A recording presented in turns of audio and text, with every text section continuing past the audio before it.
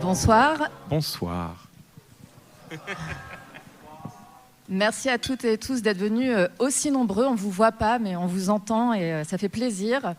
Donc ce soir, vous le savez, il y a Clément Viktorovitch qui est docteur en sciences politiques, spécialiste de rhétorique, qui a enseigné dans de nombreuses écoles, dont Sciences Po, et qui est très présent sur les réseaux sociaux également.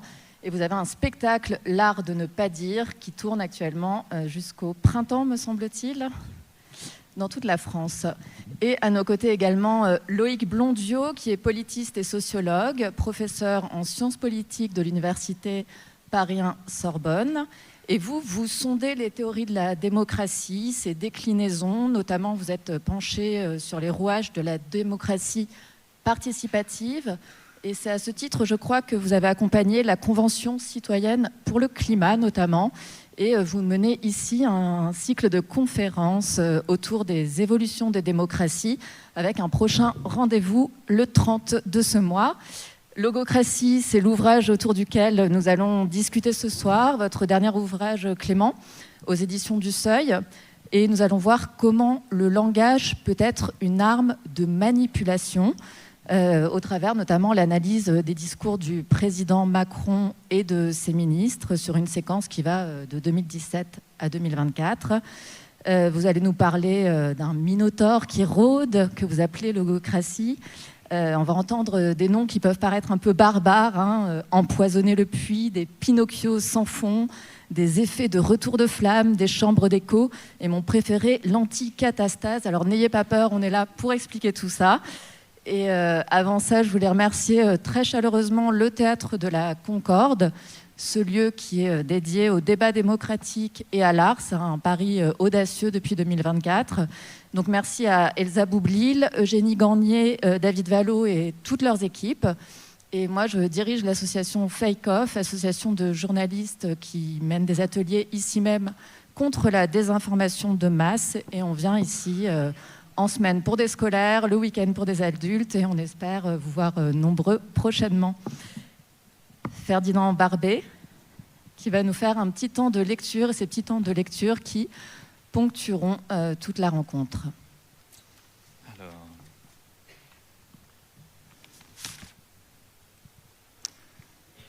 Logocratie. La communication politique est devenue un art de l'inversion, où chaque chose se change en son contraire, obligeant les citoyens à accepter des réalités contradictoires.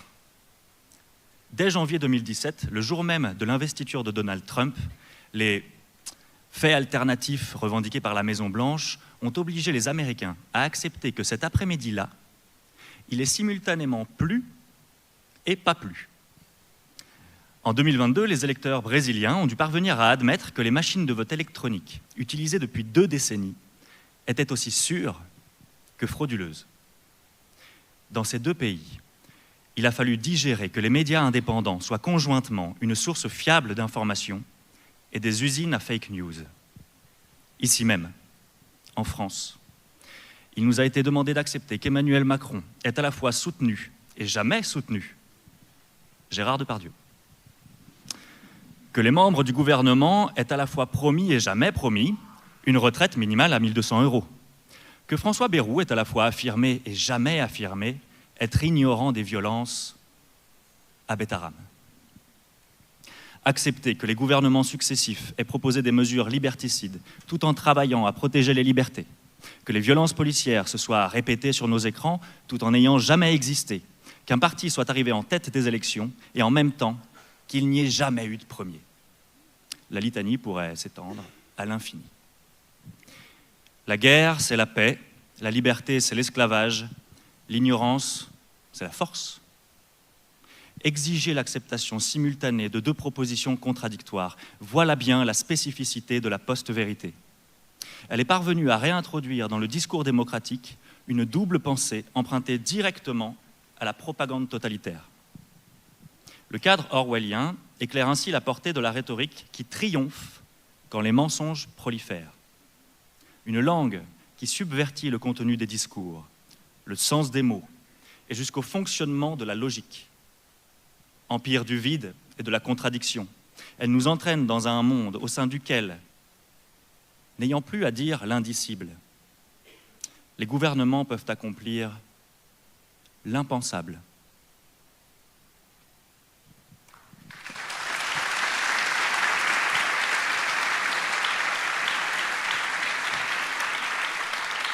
Merci beaucoup. Clément, donc un petit temps peut-être pour présenter votre ouvrage et les grands concepts qui le sillonnent. Pourquoi logocratie ? Merci beaucoup. Merci à tous les organisateurs de ce théâtre qui nous ont invités. Merci à Ferdinand pour cette lecture d'un extrait du livre. Ferdinand qui, je le précise, est le co-auteur et le metteur en scène de la pièce que nous portons tous les deux, qui s'appelle donc « L'art de ne pas dire » et qui décrit au fond de l'intérieur un pays qui bascule, un pays démocratique qui bascule en logocratie.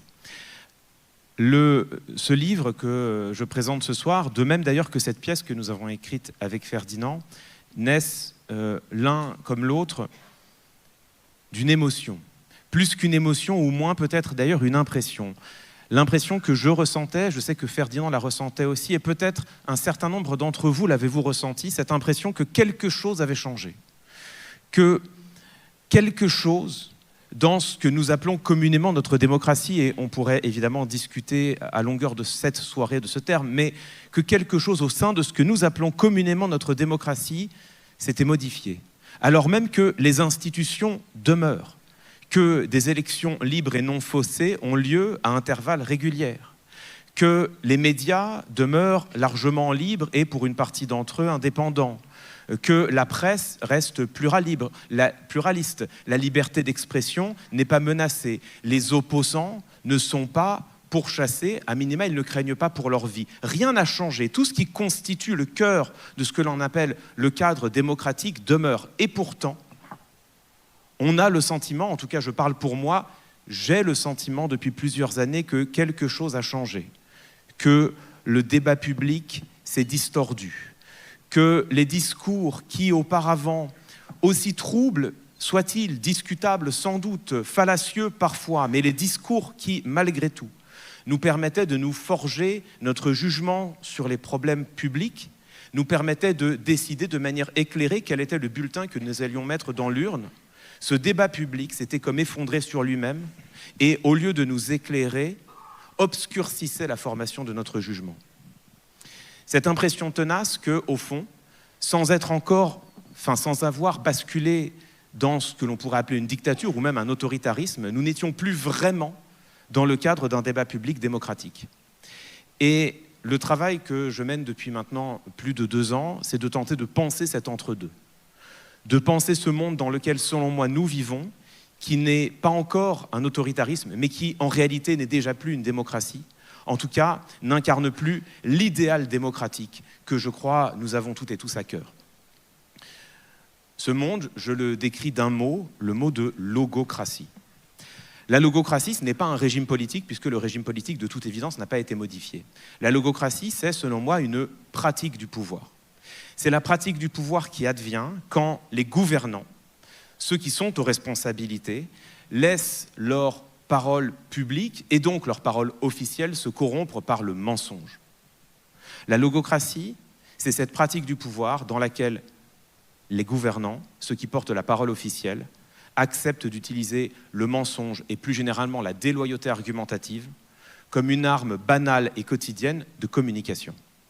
Et cette logocratie, elle ne nous est pas étrangère. On sait la reconnaître dans d'autres pays. On sait que c'est ce qui est advenu aux États-Unis de Donald Trump. Donald Trump, lors de son premier mandat comme président des États-Unis, qui profère plus de 30 000 mensonges et imprécisions en 4 années seulement. Ça veut dire plus de 20 par jour. C'est un décompte qui a été mené par le Washington Post. On sait que c'est ce qui est advenu en Grande-Bretagne sous le mandat de Boris Johnson. Boris Johnson, qui, lors de la campagne du Brexit, n'a cessé de mentir matin, midi et soir, répétant sans cesse les mêmes mensonges, alors même que ces mensonges avaient été débunkés, réfutés par des données officielles. Il n'en a pas moins continué de mentir jusqu'à réussir à obtenir le vote qu'il voulait, c'est-à-dire la sortie de la Grande-Bretagne de l'Union européenne. On sait que c'est ce qui est advenu aux Brésiliens et aux Brésiliennes sous le mandat de Jair Bolsonaro. En ce moment même, on sait reconnaître cette logocratie en Argentine, sous Javier Milei. Et pourtant, on pouvait penser que la France avait été épargnée. On pouvait le penser pour deux raisons.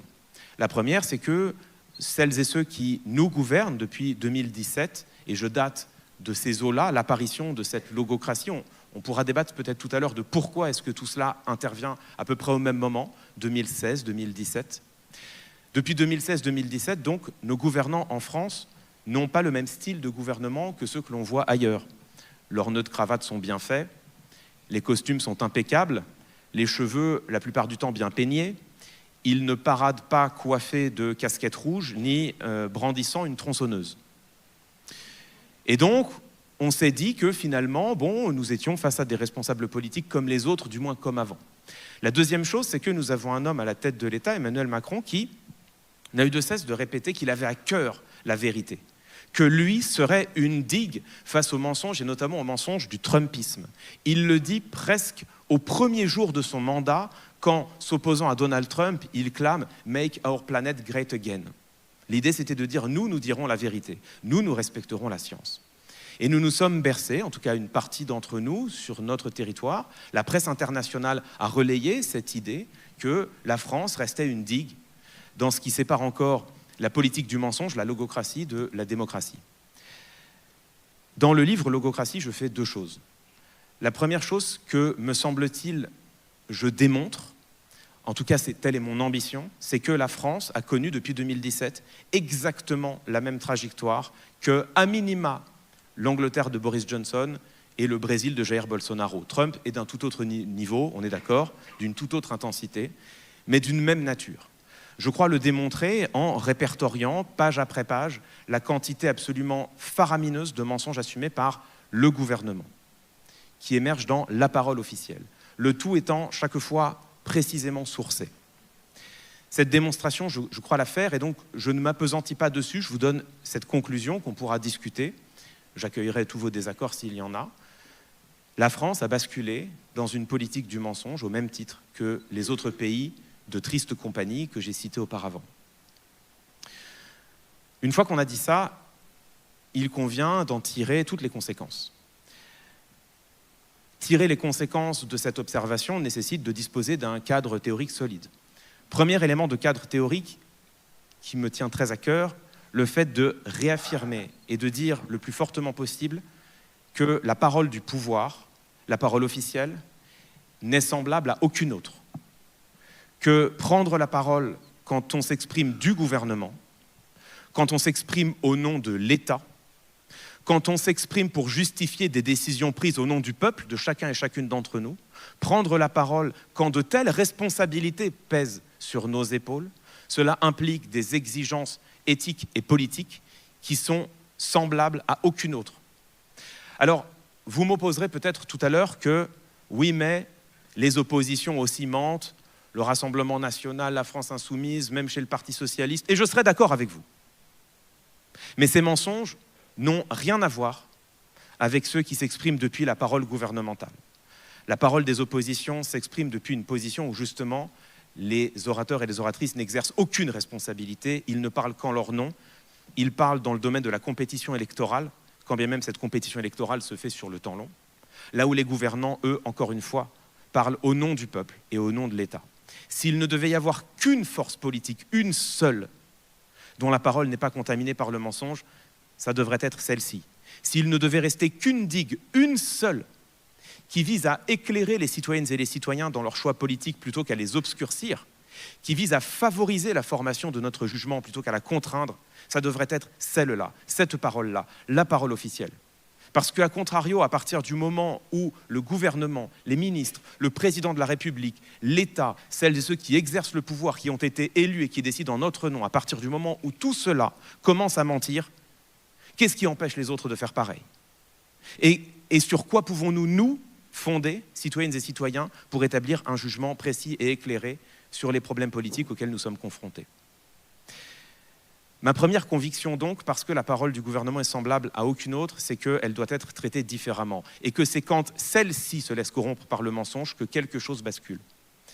Que nous quittons les terres de la démocratie, de l'idéal démocratique, cette idée d'un monde où nous autres, citoyennes et citoyens, pouvons dans le débat public nous forger un jugement éclairé.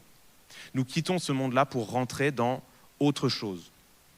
Cette coquille encore démocratique par ces institutions, mais où le débat public s'est desséché, dévitalisé, distordu, effondré sur lui-même, et où ne subsiste plus qu'un théâtre d'ombre dans lequel nous tentons, maladroitement, comme nous pouvons, de nous forger encore une opinion sur celles et ceux qui nous entourent et sur les décisions qui sont prises en notre nom. Première conviction, donc, la parole du pouvoir est semblable à aucune autre. Deuxième conviction, à partir du moment où les gouvernants se résolvent à utiliser le mensonge comme une arme quotidienne de communication, alors toutes les digues cessent. Et c'est précisément pour ça que cette parole doit être traitée différemment de toutes les autres. À partir du moment où celles et ceux qui sont au pouvoir cessent de prendre la responsabilité de dire ce qu'ils font, ils peuvent faire n'importe quoi.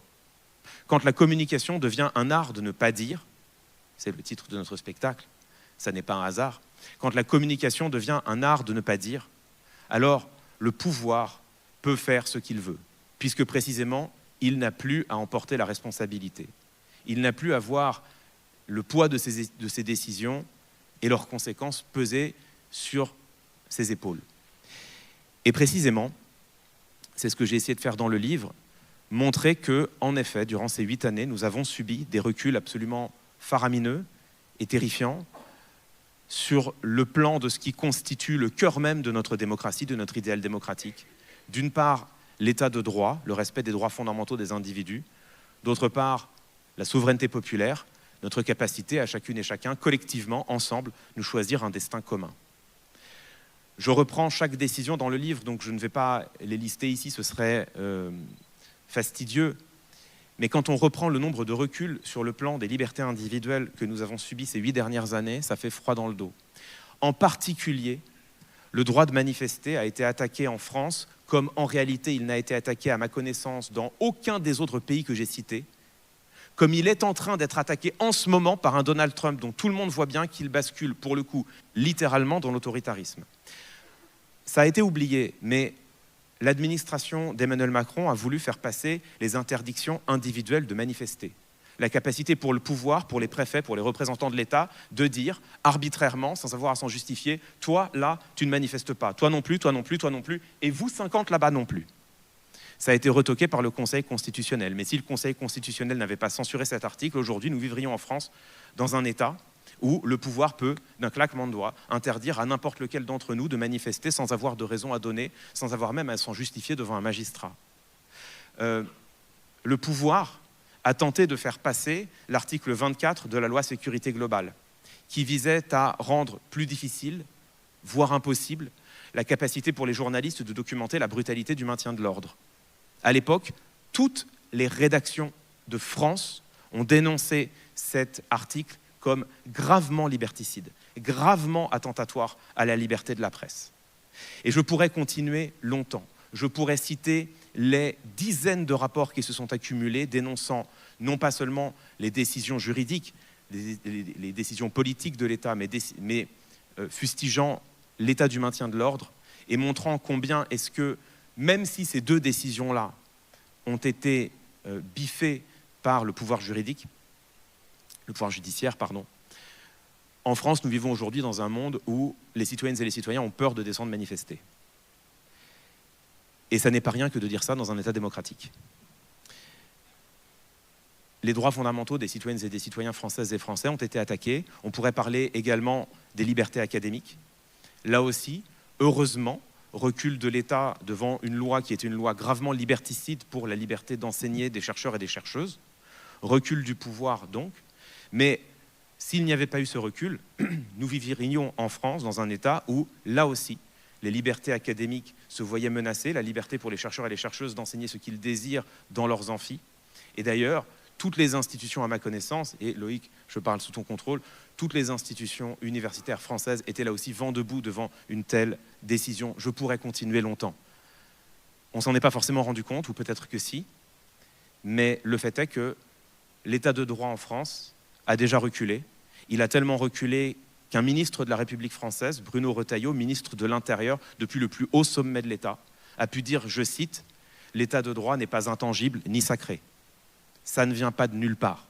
Ça n'arrive pas au hasard. Ça n'est pas lié seulement à la personnalité de Bruno Retailleau. C'est lié au fait que, année après année, décision après décision, notre état de droit a déjà été attaqué.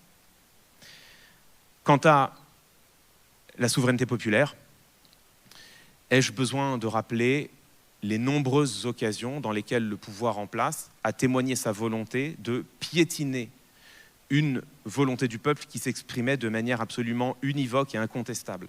Ai-je besoin de rappeler le grand débat national, durant lequel il y avait des décisions claires et presque consensuelles qui s'étaient exprimées? Ce n'est pas moi qui le dis, c'est Emmanuel Macron lui-même. Reconnaissance du vote blanc, référendum d'initiative citoyenne, rétablissement de l'impôt de solidarité sur la fortune. Ce n'est pas moi qui le dis, c'est le président de la République qui reconnaît dans une conférence de presse, que je cite abondamment dans le livre, qui reconnaît que oui, ces demandes sont partagées par les citoyennes et les citoyens qu'il a croisés, avec lesquels il a discuté, qui se sont exprimés dans les cahiers de doléances et qui se sont exprimés également sur la plateforme en ligne. Oui, disait-il, c'est vrai, les citoyennes et les citoyens veulent ça. Mais j'ai décidé de ne pas le faire.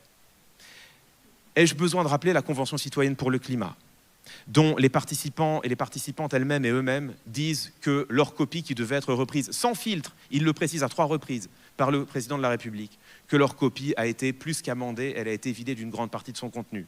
Ai-je besoin de rappeler la réforme des retraites, rejetée par la rue, rejetée par les syndicats, rejetée dans les sondages, rejetée même par les parlementaires, adoptée malgré tout? Et ai-je besoin de rappeler que les élections de 2024, je débat ce point abondamment dans le livre, ce sera controversé, nous en discuterons, que les élections de 2024 ont été perdues sèchement par le pouvoir en place, sanctionnées dans la politique qu'il met en place depuis 8 ans, et que nous avons depuis 1 an et 2 mois maintenant une succession de ministres qui tous sont macronistes, les républicains, et qui, dans leur grande orientation, c'est encore le cas du budget tel qu'il est discuté au moment où nous parlons, reprennent la politique d'Emmanuel Macron. C'est ça que j'appelle une logocratie.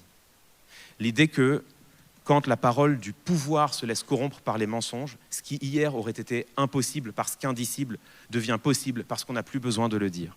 Recul de l'état de droit, recul de la souveraineté populaire. S'initie alors une pente dont on sait où elle commence, mais on ne sait pas où elle finit. C'est selon moi ce monde dans lequel nous avons basculé. Ce monde qui n'est pas encore autoritaire peut-être, autoritariste, c'est sûr que non, dictatorial encore moins, totalitaire on n'en parle pas, mais qui n'est déjà plus réellement démocratique au sens de l'idéal démocratique. Ou alors peut-être l'est-il, ce monde, si et seulement si nous admettons de la démocratie la définition cynique qu'en donnait Joseph Schumpeter. Joseph Schumpeter qui disait « Mais arrêtez de croire », il le dit littéralement, que la démocratie, ça a quelque chose à voir avec le pouvoir donné au peuple. La démocratie, ça n'est pas le pouvoir donné au peuple, quel que soit le sens que l'on donne des mots pouvoir et peuple. La démocratie, disait Joseph Schumpeter, ça n'est rien d'autre que le droit pour le peuple d'opiner de manière régulière au choix de son tyran. Si l'on considère que ça, c'est la démocratie, alors oui, nous vivons encore en démocratie, mais c'est, je crois, se faire une piètre idée de la démocratie. Si on pense que la démocratie, c'est de quelque manière que ce soit la possibilité pour le peuple de se choisir son destin commun et de voir ses droits fondamentaux garantis, alors je dis que nous en sommes sortis. Nous n'avons pas quitté ces institutions, mais nous avons quitté son idéal, sa pratique du pouvoir, pour basculer dans un ailleurs. Cet ailleurs, on a besoin d'un concept pour le nommer si on veut pouvoir le combattre. Ce concept, je soutiens moi, que c'est la logocratie. Merci beaucoup.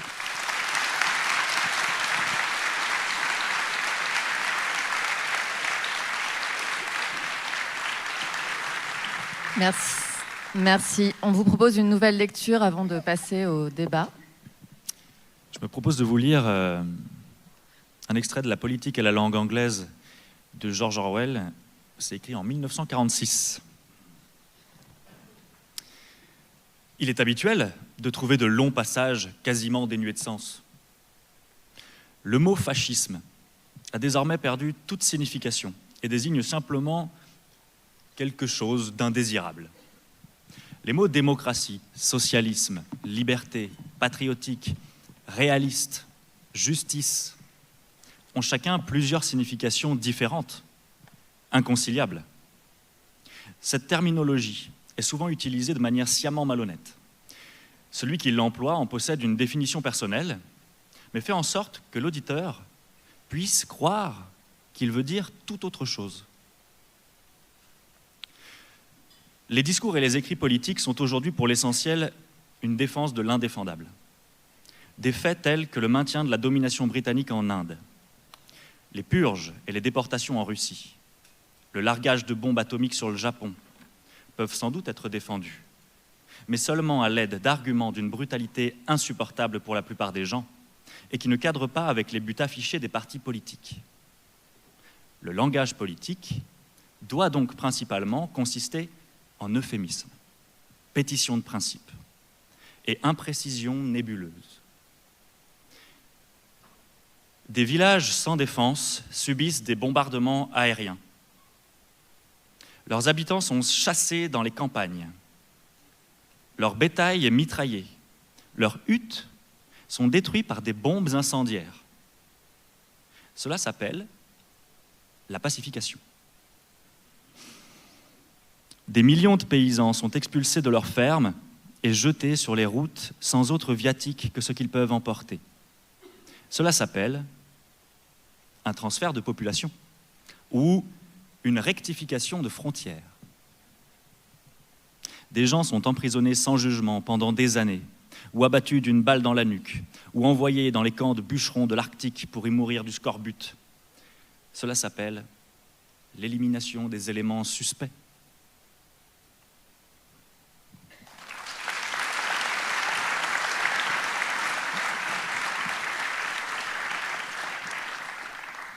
On l'a entendu et vous le soulignez dans votre ouvrage, la rhétorique, ça a été toujours un art aussi de la manipulation. Là, ce que vous soulignez vraiment, c'est que le mensonge s'est démultiplié et de manière totalement éhontée, y compris en France, et que c'est d'autant plus pernicieux que le mensonge n'a pas de marqueur. C'est comme la métaphore, dans un discours, il se file et il vient envahir à sa manière les esprits. Et ça entrave la capacité donc du peuple à se forger un jugement et à délibérer, ce qui est censé sous-tendre cette démocratie dans laquelle on se situe. Et vous allez même loin en évoquant, sous la présidence Macron, la souveraineté contre le peuple et le cheminement vers une post-démocratie. Alors je me tourne vers Loïc Blondiot. Est-ce que ce sont des constats, des concepts que vous partagez ? Oui, alors d'abord dire que je suis très honoré d'être là. Et je trouve que Clément incarne une sorte de passeur des recherches en sciences politiques. On se connaît, Clément et moi, depuis assez longtemps, puisque j'étais dans son jury de thèse. Et effectivement, on a besoin de gens comme Clément pour publiciser un tout petit peu nos analyses qui, depuis quelques années, finalement, font les constats qu'il a mis en forme de manière assez remarquable, vraiment, je trouve, extrêmement efficace dans son livre sur la logocratie. Il est tout à fait frappant que chacune des affirmations de ce livre, et je te rends hommage de ce point de vue-là, est sourcée. Il y a vraiment des extraits de déclarations qui ont été prononcées et que l'on avait fini par oublier. Je crois que ce qui est le plus important à retenir finalement du réquisitoire de Clément, c'est le fait que tout ça n'ait pas suscité autant de réactions que cela aurait dû. Et tu dis très bien, il y a toujours eu du mensonge en politique. La politique n'est pas le domaine de la vérité. Alors, c'est vrai et pas vrai. Il faut qu'il y ait un accord minimal sur des vérités de fait. C'est ce que dit Hannah Arendt pour que le débat politique puisse être mené. Il faut des vérités de fait. Et effectivement, on arrive à un point où aujourd'hui, ces vérités de fait sont contestées. Mais cette systématisation du mensonge dans la parole de ceux qui gouvernent, et je trouve très juste le fait d'avoir centré ton analyse sur les gens qui gouvernent. Et le fait de gouverner n'est pas du tout indifférent. Parce qu'il y a une assez grande performativité de la parole politique. Elle produit des effets, elle libère des possibles, finalement, qui n'aurait sans doute pas eu lieu si elle n'avait pas été utilisée avec autant de cynisme par nos gouvernants. Nos gouvernants, effectivement, ont contribué de manière absolument massive à la démonétisation du discours politique, à la corruption du discours politique. Et je pense que ça va encore plus loin que ce que tu dis. Je pense que dans la défiance aujourd'hui des citoyens vis-à-vis du monde politique, il y a ce facteur très important que les mots ne veulent plus rien dire. L'évidement des mots ne veut plus rien dire. Comment croire aujourd'hui à des discours dont on sait qu'ils n'ont plus aucune valeur? Et c'est quelque chose d'extrêmement puissant dans le processus aujourd'hui de désenchantement du politique. Alors on aurait pu utiliser le terme de post-démocratie. Il y a un livre très célèbre de Colin Crouch du début des années 2000 qui parlait de post-démocratie, qui disait aujourd'hui exactement ce que dit Clément. Il le disait sans doute avant l'heure, parce qu'aujourd'hui, la situation s'est encore dégradée. Nous avons encore les apparences de la démocratie, des institutions, mais au fond, elle est en quelque sorte vidée de sa substance. Mais le fait de se concentrer sur le langage politique, de s'appuyer sur de grands auteurs comme Klemperer, cet intellectuel allemand qui a produit un livre majeur sur la langue du Troisième Reich, en montrant que finalement, Hitler et les nazis avaient pris le pouvoir par la langue, en subvertissant complètement le sens de chaque discours. Klemperer, Orwell, Hannah Arendt, je crois que ce que tu nous donnes aujourd'hui, c'est une forme d'alerte et que c'est à nous maintenant de réagir par rapport à ce que tu dis. Et aujourd'hui, quand on voit que, alors il y a le discours, mais il y a aussi les gestes, quand on voit que notre ministre de l'Intérieur prévoit d'aller visiter Nicolas Sarkozy en prison, c'est une forme de camouflet vis-à-vis de l'état de droit, une sorte d'insulte vis-à-vis des juges qui est tout à fait fascinante. On est aussi là dans une symbolique extrêmement puissante qui va dans le sens de ce que tu décris. En utilisant le mot normal, d'ailleurs, pour se qualifier cette visite, me semble-t-il. Donc là, vous soulignez aussi, vous l'avez souligné, l'idéal démocratique est déjà bien écorné. Il n'a pas besoin du discours politique pour être écorné, y compris en France. Mais vous vous accordez quand même sur ces concepts de souveraineté populaire et sur la nécessité de se référer quand même à ce cadre que vous trouvez louable de la démocratie telle qu'on la connaît. Est-ce que c'est encore possible de s'y référer dans ce monde de post-vérité? Est-ce que ça ne fait pas tout tomber en mille morceaux? Ma crainte, c'est que la réponse à cette question soit oui. Plusieurs choses sur tout cela. Déjà, ce livre, c'est d'une certaine manière, et venant de moi et de mon cheminement intellectuel, ça peut paraître presque surprenant. Ce livre, c'est en quelque sorte un plaidoyer pour la démocratie représentative. Ce qui est paradoxal venant de quelqu'un qui a passé 20 ans de sa vie à travailler sur les modèles délibératifs et participatifs de la démocratie. Mais au fond, il y a cette idée que la démocratie représentative, aussi insatisfaisante puisse-t-elle être et critiquable soit-elle, elle a quand même un certain nombre de qualités. Elle assure malgré tout une forme minimale, peut-être insatisfaisante sans aucun doute, mais une forme malgré tout de souveraineté du peuple sur lui-même. Mais encore faut-il qu'il n'y ait pas que les élections, qu'elle ne soit pas qu'une démocratie électorale. Et il y a une différence entre les deux, entre la démocratie représentative et la démocratie électorale, où le seul droit du peuple, c'est de voter, une fois de temps en temps, plus ou moins au pif, et le reste du temps, de se taire et d'attendre qu'on le gouverne. La démocratie participative, elle demande quand même un certain nombre d'exigences, qui en fait sont exigeantes. Elles le sont immensément. La démocratie représentative, elle suppose justement qu'il y ait un débat exigeant, de qualité, qui nous permette de nous forger notre opinion. Elle suppose que l'on ait le droit effectif de descendre dans la rue pour exprimer notre mécontentement, ce que Pierre Rosanvallon appelle le pouvoir de veto du peuple et qu'il fait rentrer au cœur de la démocratie représentative. Et quand, précisément, elle suppose qu'il y ait une presse libre qui ne soit pas entravée dans son travail. Or, combien de journalistes ont, et depuis très longtemps, témoigné du fait que l'Élysée cherchait à entraver leur travail. Bon, je pourrais continuer comme cela longtemps. Donc, effectivement, j'en suis réduit. C'est-à-dire que c'est aussi pour vous montrer l'urgence, quelque part, de la situation. Quelqu'un comme moi, qui a passé 20 ans de sa vie à rêver à l'avènement d'une démocratie délibérative, en est réduit aujourd'hui à jouer en défense pour protéger ce qui subsiste encore de la démocratie représentative. Bon, c'est un constat assez triste. Mais écoutez, c'est ainsi. Une chose que je voulais dire pour revenir sur vos deux interventions et revenir un peu sur ce concept de logocratie et que je n'ai pas précisé, c'est que je n'ai pas inventé le terme.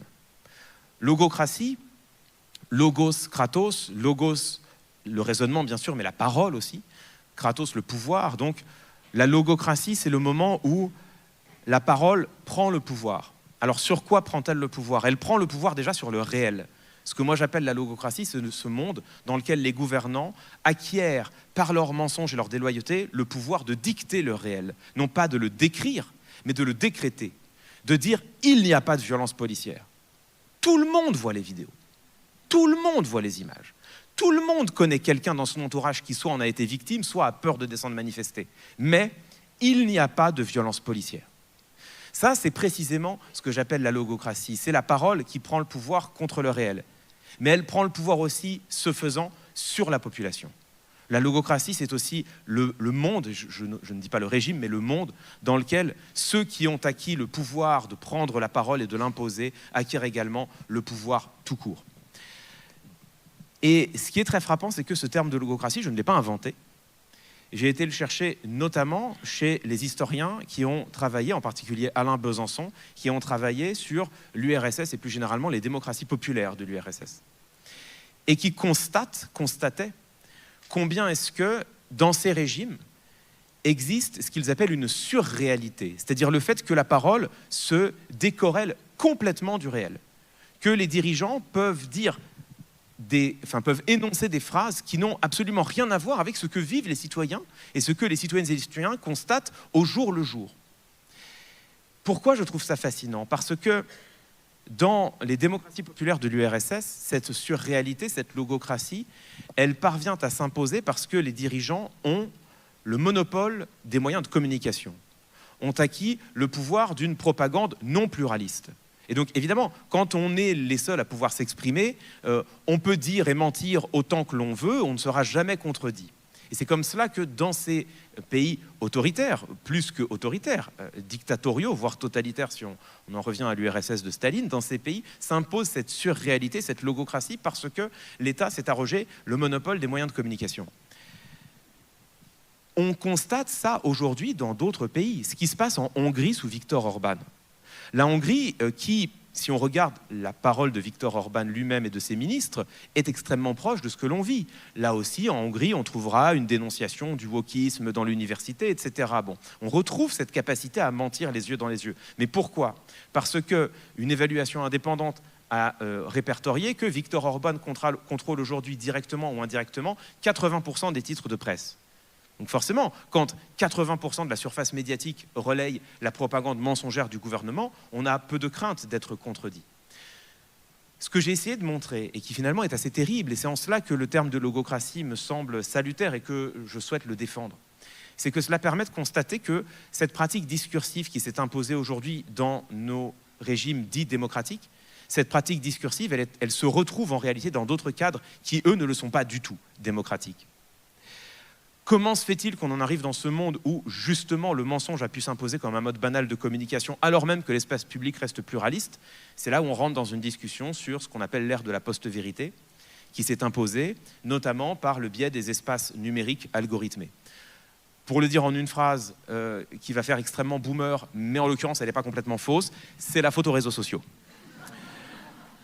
Les réseaux sociaux qui n'ont pas que des méfaits démocratiques qui ont aussi été la source d'un approfondissement de la démocratie par ailleurs, je le précise dans le livre, mais en l'occurrence, et ce n'est pas seulement les réseaux sociaux, c'est aussi Google qui est algorithmé, même si on ne s'en rend pas forcément compte, ce sont aussi aujourd'hui les intelligences artificielles, ChatGPT évidemment est algorithmé, il vous donne la réponse que vous voulez entendre, et c'est précisément cela, le fait qu'on nous donne la réponse que l'on veut entendre, qui nous amène dans ce monde absolument paradoxal où, alors que les institutions démocratiques demeurent et où la presse reste pluraliste, la parole des gouvernants peut être aussi mensongère qu'elle l'est dans des États autoritaires. Et le terme de logocratie, c'est comme cela que je l'ai pensé, ou du moins que je l'ai défini et que je le ramène aujourd'hui dans le débat public. Le terme de logocratie permet de prendre conscience de cette continuité et ce faisant de l'état absolument vertigineux, je crois, de ce qu'est devenu notre débat public. Donc vous l'avez dit, hein, la parole des gouvernants qui se dissocient, voire qui se substituent au réel dans certains cas. Et vous avez insisté tous les deux tout à l'heure sur le fait que ce qui est grave, selon vous, c'est que ce soit de leur posture de gouvernants, qu'ils se permettent cela. Moi, je voulais vous demander, qu'en est-il de l'opposition ? Je me suis demandé ce qu'allait se demander le public. Et vous avez dit, voilà, ça enlève aussi à la population son pouvoir de veto. Et là, c'est toute la notion de reddition des comptes, de redevabilité de l'élu, en fait, qui est vraiment soulignée. Est-ce que cette question, cette notion de redevabilité, donc le fait de devoir rendre des comptes quand on est élu, selon vous, est aussi malmené par cet usage du discours ? Clairement, là on se situe à un niveau exclusivement discursif, mais on est dans un système politique où, a fortiori sous la Ve République en France, le pouvoir n'a pas de compte à rendre au peuple en dehors du moment de l'élection. Et là où je trouve finalement Clément peut-être un peu optimiste, c'est dans ça. Non, vraiment. Dans la vision qu'il a du caractère qui resterait compétitif de nos élections. Tu les cites, il y a des collègues à nous, des politistes, qui ont parlé d'autoritarisme compétitif. Il y a finalement des élections, mais ces élections sont tellement biaisées que les possibilités pour l'opposition finalement de faire entendre leur voix sont tellement entravées que finalement ces élections... Bon, moi, j'en viens aussi à me demander, tu parlais tout à l'heure d'Orban, 80% des médias qui sont contrôlés par le pouvoir. Aujourd'hui, le fait que 90% des médias d'information en France soient possédés par une dizaine de milliardaires, est-ce que dans ce contexte-là, on peut encore parler d'un pluralisme électoral ? Ce que ça démontre, c'est que on aurait tort de penser que c'est soit la dictature, soit la démocratie. Tu cites Emmanuel Macron qui dit, vous voyez bien, on n'est pas en dictature. Et ni Clément ni moi ne dirions que nous sommes en dictature. Mais il y a un continuum et un phénomène de glissement, de glissement progressif qui nous fait sortir d'une démocratie dans laquelle les citoyens ont vraiment la possibilité de se construire un jugement éclairé. C'est une des bases. Dans laquelle le peuple, lorsqu'il se fait entendre et lorsqu'il vote, tu n'as pas cité dans ton inventaire de tous les dénis de démocratie de ce pouvoir. Alors, ce n'est pas imputable à Emmanuel Macron, c'était antérieur. C'est ce fameux traité constitutionnel européen où les citoyens ont voté par référendum et où on est passé complètement au-dessus de leur avis. Et ça a été un moment marquant dans le décrochage, parce que j'en reviens toujours à ça. Si on s'interroge aujourd'hui sur la crise démocratique, on a tendance à en imputer la responsabilité à ces citoyens qui se laisseraient séduire par l'extrême droite. Or, le président Mao, par des gens qui ne veulent plus de la démocratie. Or, le président Mao avait cette phrase qui disait « le poisson pourrit par la tête ». Et si finalement, les principaux responsables du délitement de nos démocraties et aussi de la perte de confiance dans ce système politique, ça n'était pas nos élites et qui ne croiraient plus elles-mêmes à la démocratie, qui n'auraient plus de surmoi, pour reprendre un vocabulaire psychanalytique, c'est-à-dire qui oseraient tout. Et c'est à ça qu'on les reconnaît aujourd'hui dans le discours et dans la pratique. Dernier point, tu reviens à la définition essentielle de la démocratie libérale, et je te suis complètement. C'est la souveraineté du peuple à travers l'élection, dans la démocratie représentative, donc dans cette forme un peu édulcorée, même très édulcorée de la démocratie, qu'est la démocratie représentative, et l'état de droit. Et tu montres que finalement, ce qui se joue au niveau du discours se joue aussi au niveau des pratiques. C'est-à-dire que la souveraineté du peuple, elle est aujourd'hui presque évanescente. Quel pouvoir d'influence ont aujourd'hui les citoyens sur la décision ? Ce pouvoir est à peu près insignifiant en dehors du moment de l'élection. Et l'état de droit, je partage complètement ton analyse sur les reculs considérables de l'état de droit depuis, sous le prétexte toujours qui fonctionne à chaque fois de la crise, de l'urgence, on revient, on transfère dans le droit normal des mesures qui devrait relever de l'exception. Et moi, j'ai tendance à dire ce que tu ne fais pas, c'est-à-dire que tu fais le constat. Le constat, il est absolument implacable. Tu mets des mots sur ce qui est en train de se jouer aujourd'hui. Mais moi, je me demande aujourd'hui très clairement si dans la France de la Ve République, la possibilité même que notre système politique, notre démocratie résiste à une alternance, ou en tout cas survive à une alternance qui mettrait au pouvoir des gens qui ont ce rapport au langage, ont ce rapport à la démocratie, j'en suis pas du tout sûr, avec les pouvoirs que confère la Ve République à ceux qui gouvernent. Voilà. Donc moi j'ai tendance à être pessimiste et à me dire mais qu'est-ce qu'on fait maintenant ? C'est-à-dire que on a un devoir de responsabilité. On ne peut pas laisser mourir la démocratie comme ça. C'est-à-dire que et sans que ça fasse la une des journaux d'un certain point de vue. Cette alerte-là, il faudrait que ça fasse la une des journaux. On voit aux États-Unis des gens manifester pour la sauver et avec déjà le sentiment qu'ils n'y parviendront pas. Nous, qu'est-ce qu'on fait ? Voilà, moi, ce serait peut-être la question que j'ai envie de te poser. Voilà, parce que c'est vraiment urgent. Merci Loïc. Tu poses 3 questions, j'essaie de répondre aux 3 parce que les 3 sont intéressantes. Et je commence par la première pour dire que, alors déjà, je crois que c'est littéralement la première fois de ma vie qu'on me qualifie d'optimiste, voire qu'on me critique pour mon optimisme. Moi, dont on dit d'ordinaire que je suis une odieuse Cassandre. Mais ça change, ça fait plaisir.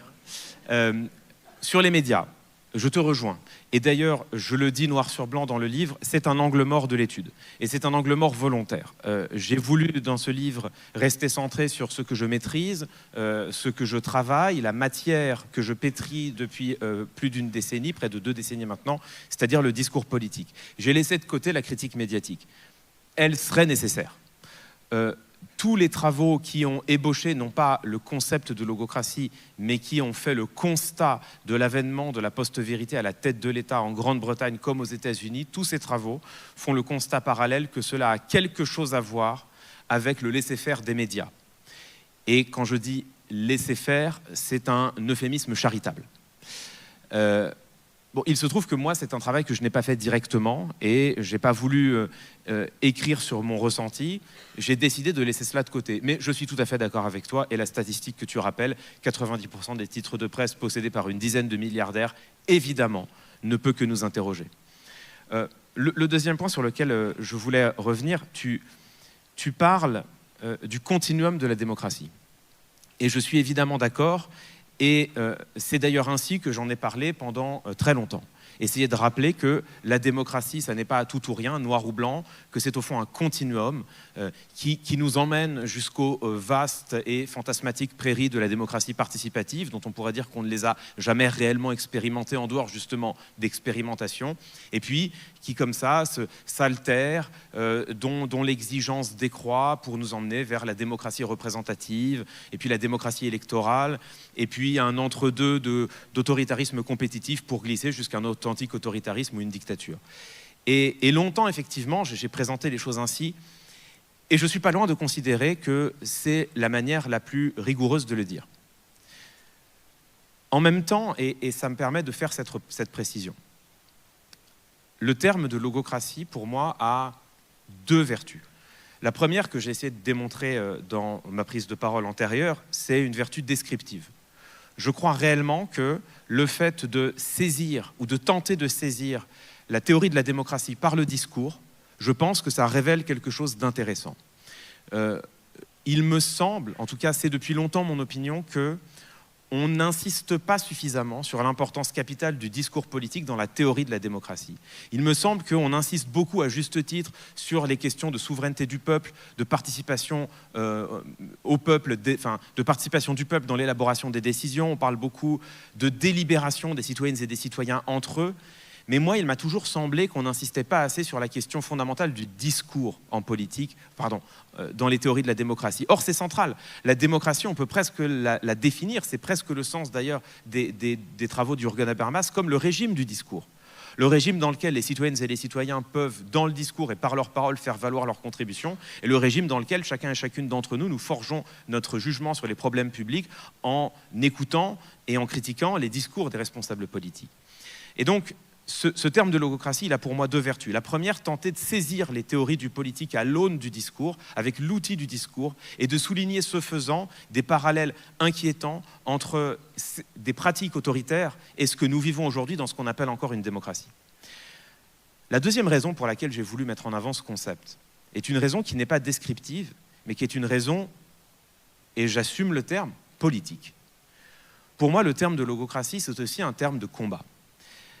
Tant que l'on continue de dire que la démocratie, c'est un continuum, on peut décrire les choses très finement et en même temps échouer à les saisir simplement. C'est difficile de se battre contre un glissement sur un continuum. Mais à partir du moment où on pose une catégorie que je ne pose pas arbitrairement, que j'ai tenté de construire le plus rigoureusement possible, à partir du moment où on pose une catégorie qui permet de mettre un mot, de dire là, il y a une bascule, il y a une ligne rouge. Alors, ce n'est pas une bande de gris. C'est une ligne rouge. On peut débattre sur l'épaisseur du trait, mais c'est une véritable ligne.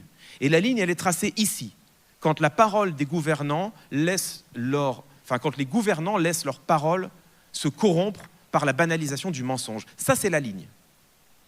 Ça permet de dire, là, il y a une bascule. Et on va la nommer. Et en la nommant, on va lutter contre. Et ça s'appelle une logocratie. Donc je voulais revenir là-dessus pour dire que fondamentalement, je suis d'accord avec toi sur l'idée qu'il est beaucoup plus juste de décrire la démocratie comme un continuum. Et en même temps, quand on la décrit comme un continuum, on échoue à en repérer les ruptures discursives qui, pour moi, sont fondamentales. 2, ça rend difficile d'agir dessus. Donc voilà la raison du terme. 3, qu'est-ce qu'on fait maintenant ? En réalité, je ne vais pas m'appesantir parce que ce serait une autre soirée qu'on pourrait organiser et le débat serait absolument passionnant. Mais moi, ma position, elle est connue depuis longtemps.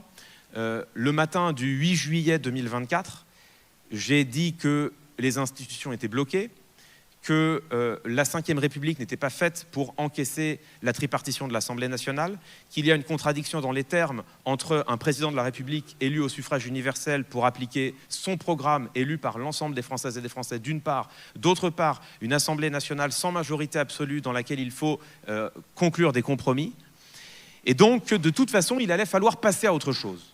Donc moi, ma proposition, elle est sur la table depuis le 8 juillet 2024.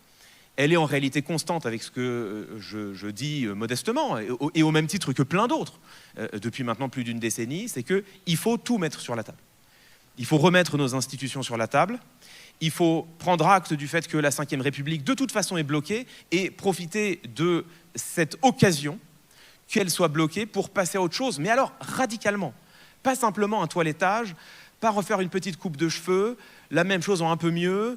Le président de la République, on dit qu'il est comme en Allemagne, l'incarnant des institutions, mais il ne prend pas de décision, et le Premier ministre, lui, pour le coup, dispose de tous les pouvoirs. Non, on pose tout sur la table.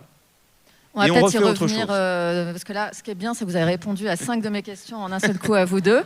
Donc, il y a les oreilles qui doivent siffler de l'autre côté de l'avenue. On aurait aimé inviter peut-être le président Macron à en débattre. Vous l'avez souligné, ça reste une pratique transitoire, la logocratie, et ce n'est pas un régime. Quand vous parlez de ce continuum, ce qui a quelque chose de rassurant, donc merci encore pour cet optimisme. Moi, au contraire, en lisant le bouquin, je me suis dit, il nous compare au régime d'Orban, à celui de Trump, et que sais-je. Je me suis dit, comparaison n'est pas raison. Néanmoins, j'ai pensé justement aux médias et à mes confrères journalistes. Je me suis dit aussi qu'on n'était pas encore dans l'ère de Trump du fake news média où tout le monde est discrédité.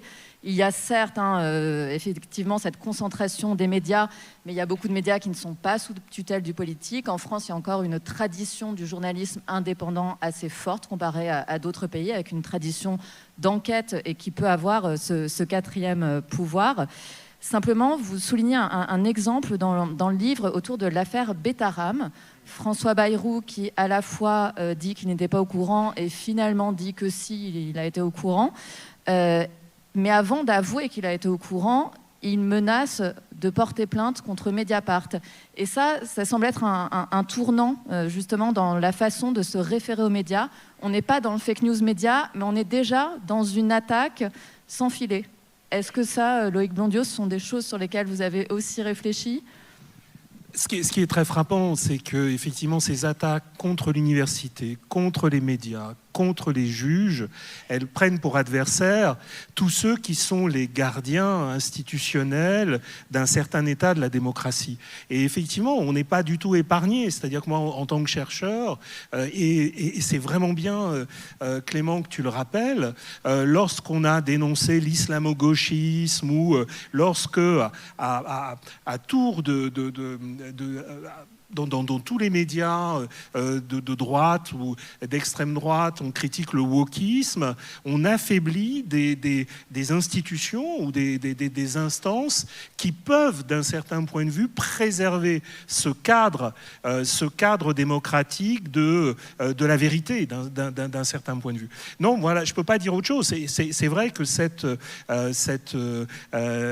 menace de François Bayrou est significative. C'est-à-dire que ce sont plein de petits signaux, mais quand il y a autant de signaux, parce que vraiment, en te lisant, et dans ce rappel d'occurrences répétées qu'on avait fini par oublier, on dit non, là il y a quelque chose comme un processus qui est à l'œuvre aujourd'hui et qui est absolument mortifère pour la démocratie. Voilà.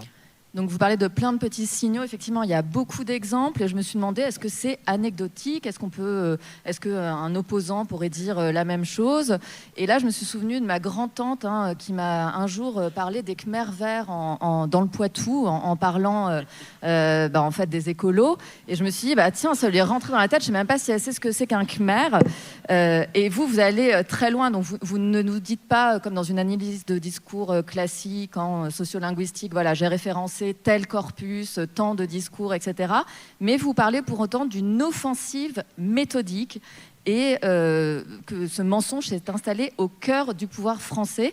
Et c'est là qu'on peut se demander, même si les exemples sont très criants, proportionnellement, est-ce qu'on est dans du qualitatif ? Est-ce que tout ça vraiment a valeur d'offensive ? Alors, c'est une bonne question et c'est le point de critique interne du livre que j'accepte. C'est-à-dire qu'effectivement, je prétends que nous sommes sous le coup d'une offensive sans précédent, à la fois sur la vérité, avec la banalisation du mensonge, et d'autre part, d'une offensive sans précédent de la déloyauté du discours. Bon, quand on dit offensive sans précédent, il faut être capable de le démontrer. Le problème, c'est que, pour le démontrer, il faut quantifier. Alors, il y a une quantification qu'on peut faire. Et sachez que c'est en cours, ça fait l'objet d'un projet citoyen que j'ai commencé à initier. On devrait voir émerger ça d'ici quelques mois. On peut comptabiliser, comme l'a fait le Washington Post aux États-Unis, comme l'a fait Peter Oborne et le site Political Lies en Grande-Bretagne, on peut comptabiliser les mensonges du gouvernement. On en dénombrerait des centaines. Je dis on en dénombrerait, conditionnel, on en dénombrera, futur simple, des centaines. Ça, ce travail, il est en cours, il sera fait, et je pense qu'il n'existe pas en France aujourd'hui, donc on va le faire nous, citoyennes et citoyens. On est en train de s'organiser autour d'une plateforme qui s'appellera probablement la Vigie du mensonge, qu'on est en train de coder, de développer. Ce sera un portail accessible à toutes et à tous, avec un processus. Sans doute des journalistes, on est en train d'y travailler en tout cas, qui viendront ratifier, si oui ou non, les déclarations signalées par des citoyens comme mensongères le sont effectivement. Donc ça, on va pouvoir le faire. Ça, on sait le faire. Quantifier les mensonges de l'actuel gouvernement. Et tant qu'à faire, une fois que la plateforme sera en ligne, on continuera de le faire pour les gouvernements suivants. Parce que, encore une fois, moi, mon combat, ça n'est pas Emmanuel Macron. Je ne saurais avoir un plus grand désintérêt pour une personne que pour celle d'Emmanuel Macron. Même si ça paraît étonnant. Bon. Moi, mon combat, c'est le pouvoir. Et si demain, le pouvoir est aux mains de Raphaël Glucksmann, de Marine Le Pen, de Jean-Luc Mélenchon, mon combat sera le même. Et si l'un ou l'autre de ces personnes ment de la même manière qu'Emmanuel Macron, je le combattrai de la même manière que je combats aujourd'hui Emmanuel Macron. Moi, mon problème, c'est pas celui qui occupe l'Élysée, c'est ce qu'il fait du pouvoir qu'il a entre ses mains. Donc ça, on va pouvoir le faire. Comptabiliser les mensonges d'Emmanuel Macron et de la Macronie plus généralement, c'est faisable. Ce qu'on peut plus difficilement faire, c'est revenir en arrière. Parce que pour démontrer que l'offensive est sans précédent, il faudrait être capable de comptabiliser ce qui s'est passé sous les gouvernements précédents. Alors là, je suis contraint de me fonder sur ma mémoire d'observateur, mais d'observateur attentif malgré tout, tant du quinquennat de Nicolas Sarkozy, dont on ne peut pas dire que je l'ai soutenu à l'époque, que de celui de François Hollande. Je n'ai pas la mémoire du début, du commencement d'un atome de quantité comparable de mensonges sous ces deux gouvernements. Et donc, voilà mon argument. Qu'on me prouve le contraire. Qu'on me prouve le contraire. J'attends d'être réfuté sur ce point. Je vous avoue que j'arrive à dormir sur mes deux oreilles, mais qu'on me prouve le contraire. Notez que l'argumentation est la même pour les chercheurs et les journalistes qui ont écrit sur Donald Trump et sur Boris Johnson. Ils ne disent pas autre chose. Peter Oborne, qui écrit The Assault on Truth, l'assaut sur la vérité, un livre de référence sur les mensonges de Johnson, qui est un observateur très ancien de la politique britannique. Qu'est-ce qu'il dit ? Il dit, écoutez les amis, moi, j'observe les gouvernants depuis maintenant 30 ans, je n'ai jamais vu ça. Bon. Et de même que les chercheurs qui travaillent sur Trump sont un certain nombre à dire, écoutez, nous, on regarde la politique états-unienne depuis un certain temps, on la critique souvent, on n'a jamais vu ça. Bon. Donc, il n'y a pas mieux que cet argument-là, il faut s'en satisfaire. Et encore une fois, si j'ai tort, je ne doute pas que quelqu'un parviendra à me le prouver. Alors, vous avez parlé quand même des décomptes du Washington Post sur Trump. Je me fais encore un peu l'avocat du diable. Pour peut-être vous aider à être aussi les avocats du diable, donc il y a un concept dans le livre, c'est l'anticatastase. Donc c'est l'inversion complète de la réalité. Et c'est par exemple quand on présente l'interdiction individuelle de manifester lors du mouvement des Gilets jaunes comme une liberté, une garantie de liberté. Un autre concept intéressant, c'est, donc ça peut-être que vous pouvez réfléchir à des exemples en ce sein, des choses qui résonnent en vous, c'est l'élargissement de la fenêtre d'Overton. Donc c'est un spectre d'idées acceptables par la société. Par ce glissement, à force de mettre des notions dans le discours public, voilà, ça rentre, ça s'insère dans les esprits. Vous avez beaucoup travaillé sur le lien entre le discours politique et les sujets imposés à l'agenda médiatique aussi. Est-ce que ça, en tout cas, ça a fait l'objet de conférences. Est-ce que ça, c'est vraiment des phénomènes? Est-ce qu'il y a un glissement qui est vraiment notable là ces 8 dernières années sur le pas de temps qui Non, mais c'est clair, il y a une stratégie concertée. C'est vrai que ça, c'est pas l'objet de Clément, mais un certain nombre de médias aujourd'hui ont décidé très clairement et consciemment, me semble-t-il. Autant il est compliqué de parler d'une stratégie, il est toujours très compliqué en sciences sociales d'identifier une sorte de ce qui serait un complot des élites. Il faut pas, mais en tout cas, on le voit avec la presse Bolloré, avec un certain nombre de médias. Il y a une volonté idéologique, me semble-t-il, de dire les choses les plus apparemment inacceptables pour rendre acceptables des choses qui ne l'auraient pas été sinon. C'est pas simplement la parole politique qui s'insinue et qui donne le là d'un nouveau vocabulaire. Là, on a très clairement Steve Bannon, tous les conseillers de Trump ont théorisé cette offensive idéologique. Ce qui me frappe, c'est la faible résistance, me semble-t-il, et le fait qu'ils aient réussi, on parlait d'agenda. Il y a à la fois l'agenda, vous savez, les théories de l'agenda, en sciences sociales, elles disent on ne peut pas dire aux gens ce qu'ils doivent penser, mais on peut leur imposer ce à quoi ils doivent penser. C'est ça l'essence de la théorie de l'agenda.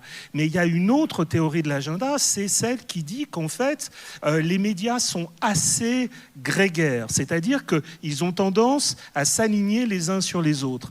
Et ce qui est très frappant dans la période récente, c'est pourquoi les chaînes d'information continue, et une chaîne d'information continue en particulier, on est venu à dicter en quelque sorte l'agenda des autres médias, y compris des médias qui restent sérieux d'un certain point de vue. C'est ça aujourd'hui la vraie problématique actuelle de notre débat politique. J'espère avoir été clair. Mais... Peut-être avant de passer aux questions du public, vous nous dites que tout ça s'inscrit dans une diminution de nos libertés et alimente cette diminution. Et que vous avez parlé là très rapidement de la peut-être confiscation qu'il y a eu autour de 2024 et du changement. Ça, est-ce que vous pouvez nous en dire un peu plus ? Alors...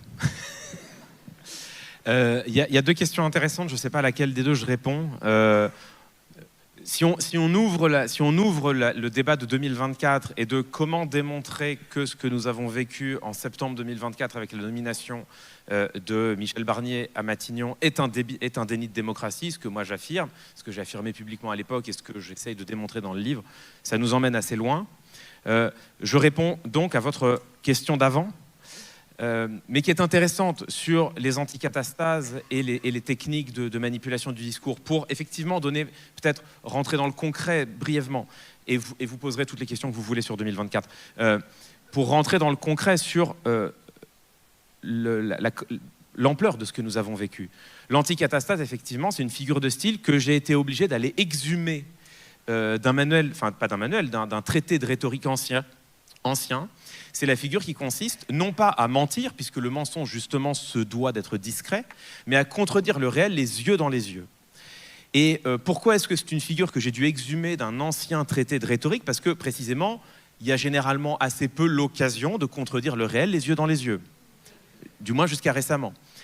Emmanuel Macron, 2019, grand débat national, il est face à des élus de l'outre-mer. Il parle du chlordécone.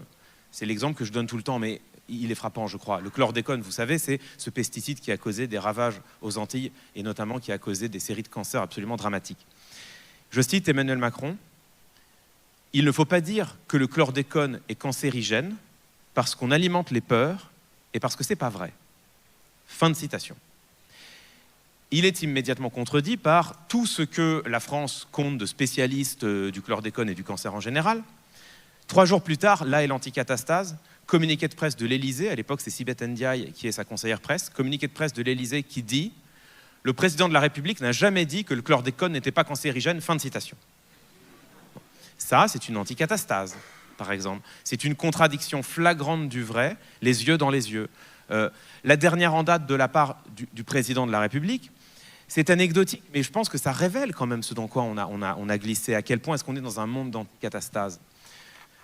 Des images circulent, vous les avez vues, vous vous souvenez, tournées du président de la République et de sa femme en Asie du Sud-Est. Des images circulent d'Emmanuel Macron et Brigitte Macron sortant de l'avion sur le tarmac d'un aéroport. Et on voit, sur une image fugace, les mains de Brigitte Macron qui semblent repousser assez violemment, en tout cas c'est l'impression qu'on en a, le visage d'Emmanuel Macron.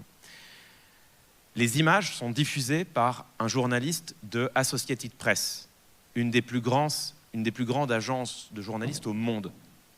Réponse de l'agence de presse, enfin pas de l'agence de presse, des services de presse de l'Élysée, c'est une fake news, ce sont des images générées par IA. Tout le monde voit que c'est faux, qu'il y a marqué Associated Press dessus. Bon. Et je pourrais continuer longtemps. Ça, c'est des anticatastases. Et ce type de manipulation perverse, Loïc parlait de l'islamo-gauchisme. Je m'arrête une seconde là-dessus. Parce que quand on parle, et vous en parliez également, quand on parle de manipulation du langage, quand je parle en l'occurrence de manipulation du langage, de subversion même de notre langage, c'est pas juste du langage politique, c'est de notre langage à tous et à toutes. L'islamo-gauchisme, cette espèce de fantasme agité venu des sphères de l'extrême droite pour jeter l'opprobre tout à la fois d'ailleurs et dans un même mouvement sur les musulmans et sur la gauche, dont on sait qu'il n'y a pas de définition, que ça ne veut absolument rien dire, que ça ne correspond à rien. Ce mot, qui aurait dû rester dans ces limbes d'extrême droite d'où il est issu, contamine la parole gouvernementale via 2 figures sinistres, Jean-Michel Blanquer, ministre de l'Éducation nationale, Frédérique Vidal, ministre de l'Enseignement supérieur, elle-même ancienne présidente d'université. Frédérique Vidal, sa parole est tellement contaminée par ce concept d'islamo-gauchisme qu'elle finit par dire « Je vais demander au CNRS de conduire une enquête sur les ravages de l'islamo-gauchisme dans nos universités. » Réponse du CNRS « Pardon madame, le mot ne veut rien dire. On veut bien faire l'étude, mais on ne sait pas sur quoi la faire. » communiqué de presse de la conférence des présidents d'université, dont on ne peut pas dire que ce sont d'odieux gauchistes, parce que le CNRS, on peut encore dire qu'eux-mêmes sont islamo-gauchistes, que donc bon. Mais la conférence des présidents d'université, pour le coup, c'est plus difficile. Frédérique Vidal elle-même en est une. La CPU donc dit, pardon, on est d'accord avec le CNRS. Bon. Mais ce qui est intéressant et ce qui est fondamental, ça n'est pas tant que la parole du gouvernement se soit laissée corrompre par ce terme, c'est que ce faisant, elle l'a popularisé, elle l'a légitimé. Le terme a été employé dans l'Assemblée nationale. Qu'est-ce que ça veut dire? Ça veut dire que sans doute qu'en France, il y a eu des machines à café, des dîners de famille, des apéros entre amis, où les Françaises et les Français ont débattu de savoir si un tel ou un tel est islamo-gauchiste. Ce mot qui n'a pas de sens.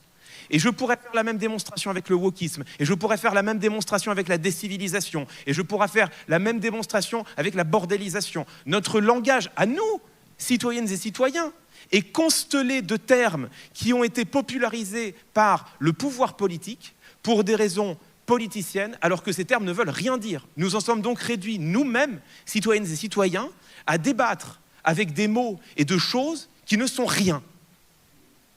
Comment dire encore que nous vivons dans un régime politique où le débat public permet d'éclairer la formation du jugement des citoyennes et des citoyens quand nos propres mots nous empêchent de débattre des choses qui comptent?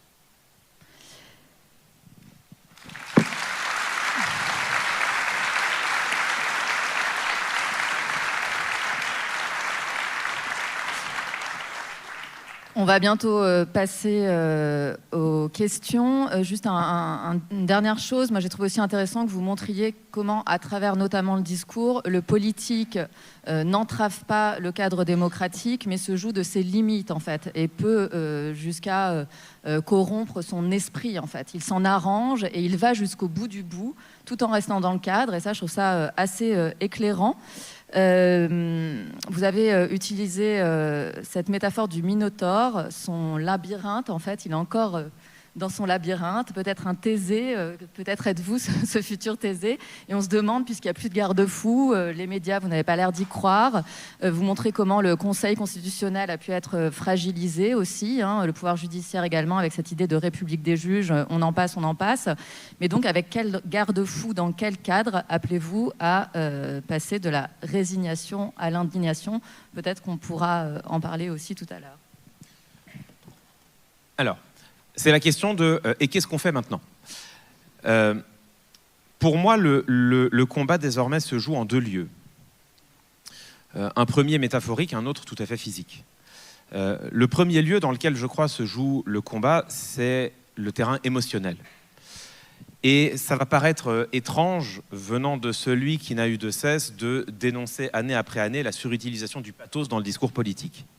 Mais les émotions sont aussi saines en démocratie.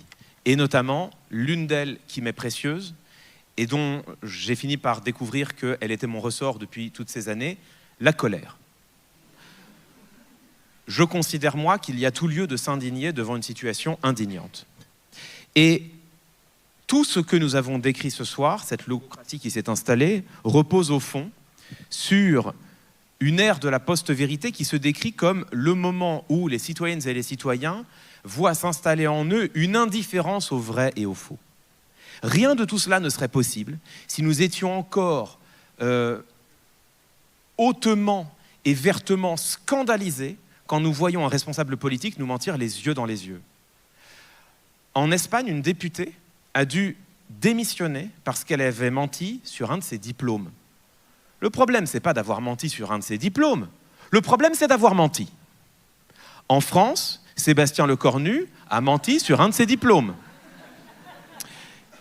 Et tout le monde s'en fout. Mediapart sort le papier, réaction de tout le monde. Moi, le premier, ouais, bon, est-ce que c'est si grave que ça? Mais oui! Mais ce qui est grave, c'est pas qu'il ait menti sur son master en droit, tout le monde s'en fout. Ce qui est grave, c'est qu'il ait menti. Bon. Donc, moi, la première chose que je dis, c'est que le combat se joue sur un terrain métaphorique, le terrain émotionnel. Nous devons reconquérir notre capacité à nous indigner et retrouver ce constat pourtant élémentaire, c'est grave de mentir, particulièrement de la part de ceux auxquels on a confié le pouvoir. Ça, c'est la première chose. C'est d'ailleurs le sens de tout mon travail. C'est pourquoi aujourd'hui, mon quotidien, c'est littéralement d'hurler dans un micro. Je pense que le deuxième lieu dans lequel se mènera la lutte, c'est celui de la participation des citoyennes et des citoyens. Alors là, j'ai dit tout à l'heure que bon, il faut une constituante, la tirer au sort, etc. Bon, je laisse ce débat-là pour autre chose. Mais, et je crois, Loïc, que tu es un des premiers que j'ai entendu dire cela. Et au moment où je t'ai entendu le dire, j'ai haussé un sourcil. Aujourd'hui, je te rejoins. Je pense que le combat se mènera dans des lieux physiques. Je pense que ça commencera par redécouvrir notre capacité à nous parler. Quitter les espaces numériques algorithmés. Je pense qu'on en voit aujourd'hui le bout du bout et on commence à distinguer absolument tout le mal qu'ils font. Je crois que, en tout cas moi, j'ai fait le deuil d'un débat public mondial qui se déroulerait sur Twitter. Et je pense que tous les autres espaces numériques algorithmés doivent faire l'objet d'une même critique, y compris Blue Sky, y compris Mastodon pour les plus geeks d'entre nous. Bon. Moi, je pense qu'aujourd'hui, il va falloir réapprendre à investir l'interpersonnel, se parler les yeux dans les yeux, refaire vivre en France l'étincelle qui est née au moment des Gilets jaunes, pas dans les manifestations, mais sur les ronds-points.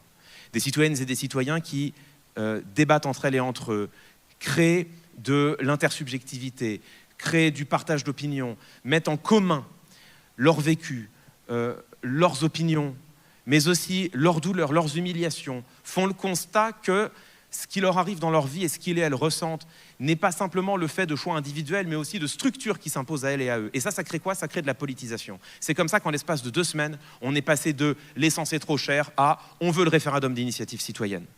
Et donc moi je pense que c'est là que se jouera notre salut. Quitter les réseaux, quitter les algorithmes, se retrouver en tête-à-tête. Et ça pourra se passer, je l'espère pas sur des ronds-points, mais peut-être dans des maisons du peuple, pourquoi pas, des agoras citoyennes, on appelle ça comme on veut. Peut-être simplement faut-il créer des bars associatifs dans absolument tous les quartiers, j'en sais rien.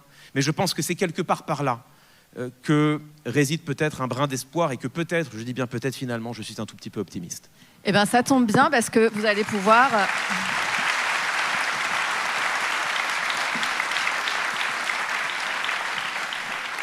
Vous allez pouvoir parler avec de vrais humains dans un vrai lieu, mais avant ça, une dernière petite lecture.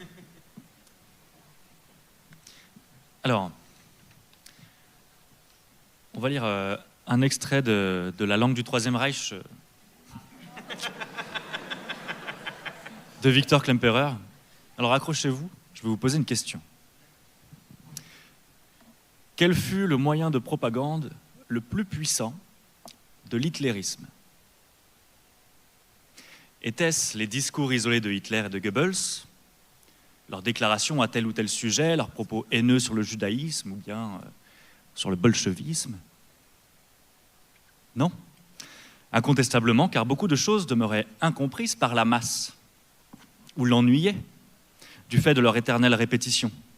Combien de fois dans les restaurants, du temps où sans étoiles, j'avais encore le droit d'y entrer, combien de fois à l'usine pendant l'alerte aérienne, combien de fois n'ai-je pas entendu le bruit des cartes à jouer qui claquaient sur la table et les conversations à voix haute au sujet des rations de viande, de tabac et sur le cinéma, tandis que le Führer ou l'un de ses paladins tenait de prolixes discours. Et après, on lisait dans les journaux que le peuple tout entier les avait écoutés attentivement. Non.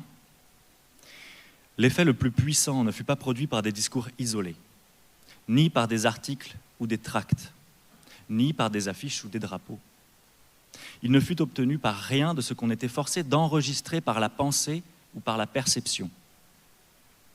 Le nazisme s'insinua dans la chair et le sang du grand nombre à travers des expressions isolées, des tournures, des formes syntaxiques qui s'imposaient à des millions d'exemplaires et qui furent adoptées de façon mécanique et inconsciente.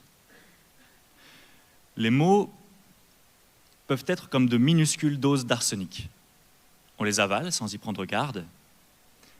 Ils semblent ne faire aucun effet. Et voilà qu'après quelque temps, l'effet toxique se fait sentir. Si quelqu'un, au lieu d'héroïque et vertueux, dit pendant assez longtemps « fanatique », il finira par croire vraiment qu'un fanatique est un héros vertueux et que sans fanatisme, on ne peut pas être un héros.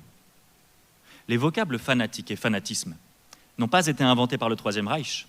Il n'a fait qu'en modifier la valeur et les a employés plus fréquemment en un jour que d'autres époques en des années. Le Troisième Reich n'a forgé de son propre cru qu'un très petit nombre de mots de sa langue, et peut-être même, vraisemblablement, aucun. La langue nazie renvoie pour beaucoup à des apports étrangers, et pour le reste, emprunte la plupart du temps aux Allemands d'avant Hitler. Mais elle change la valeur des mots et leur fréquence. Elle transforme en bien général ce qui jadis appartenait à un seul individu ou à un groupuscule. Elle réquisitionne pour le parti ce qui jadis était le bien général. Et ce faisant, elle imprègne les mots et les formes syntaxiques de son poison. Elle assujettit la langue à son terrible système. Elle gagne, avec la langue, son moyen de propagande le plus puissant, le plus public et le plus secret.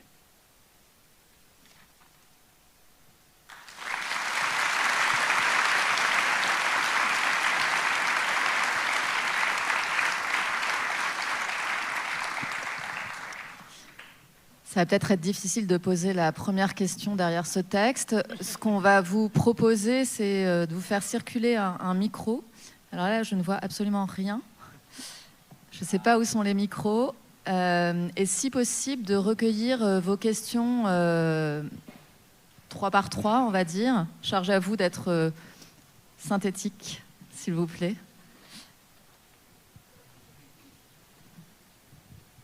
Merci. Alors tout d'abord, je voudrais dire que le terme logocratie est quelque chose qui, moi personnellement, me séduit beaucoup. Néanmoins, je ne me suis intéressé à la politique qu'à partir de 2017. Donc, quand j'en parle à des gens, très souvent, on me dit « ça a toujours été comme ça, t'en fais des tonnes ». Et en réalité, j'en ai même parlé à mon père qui a fait des études de droit, il m'a dit « mais moi, tout ce dont tu me parles, ce sont des débats qu'on a depuis longtemps, c'est l'esprit et la lettre de la Constitution, enfin, on en discute depuis des années ». Et moi-même, j'avais été assez frappé, parce qu'il y a une autre chose dont vous parlez souvent en stream, qui est la brutalisation des institutions. Et j'avais été assez choqué de me rendre compte qu'en réalité, le 49.3 avait été plus utilisé sous Rocard que sous Elisabeth Borne. Et il y a en fait plein d'exemples de mensonges et de langue de bois, ou même quand Marlène Schiappa, la semaine dernière, racontait dans une émission de télé-réalité quelque chose d'assez fou, qui était cette espèce de chose où elle disait ne réponds pas, réponds jamais, embrouillé. Elle disait aussi j'ai ce mode de réflexion que je peux mettre on and off depuis 20 ans. Il y a 20 ans, Macron n'était pas au pouvoir. Et vous avez déjà répondu à ça en réalité, mais à la question, est-ce qu'on n'est pas en logocratie depuis plus longtemps que Macron finalement? Est-ce qu'il y a vraiment une différence de nature entre Macron et les gouvernements d'avant, ou est-ce simplement une différence de degré? Et même, est-ce qu'il y en a une de degré? Et même si vous avez répondu, il y a un endroit où je ne suis pas vraiment convaincu par la réponse que vous avez donnée. Si on n'a pas le nombre de mensonges et de brutalisation des institutions qu'il y a eu dans les anciens gouvernements, comment on peut imposer ce terme dans le débat public? C'est-à-dire, si tout le monde relativise quand je leur en parle en me disant c'est une forme d'apathie, où tout le monde dit ça a toujours été comme ça, comment moi, qui en plus n'ai pas cet argument que vous avez de j'ai longtemps observé le débat public et donc je peux dire que c'était pas comme ça avant, moi je n'ai pas cet argument-là, et du coup, si le seul argument qu'il y a pour soutenir le fait que la logocratie existe maintenant et pas avant, c'est je n'en ai pas souvenir dans mes observations, c'est un argument qui ne marche, qui est un argument d'autorité quelque part et qui ne marche que pour vous et pas pour les autres personnes. Donc c'est ça mes questions. Désolé pour la longueur, j'ai pas réussi à être très concis. On va prendre une deuxième question dans la foulée. Bonsoir. Merci beaucoup pour tout votre travail que je trouve excellent. Et au fond, je me pose une question. Est-ce que c'est pas au final juste la démonstration de la puissance des rapports de force, ou le fait de mentir droit dans les yeux, c'est un peu dire aux gens « et alors, tu vas faire quoi ?»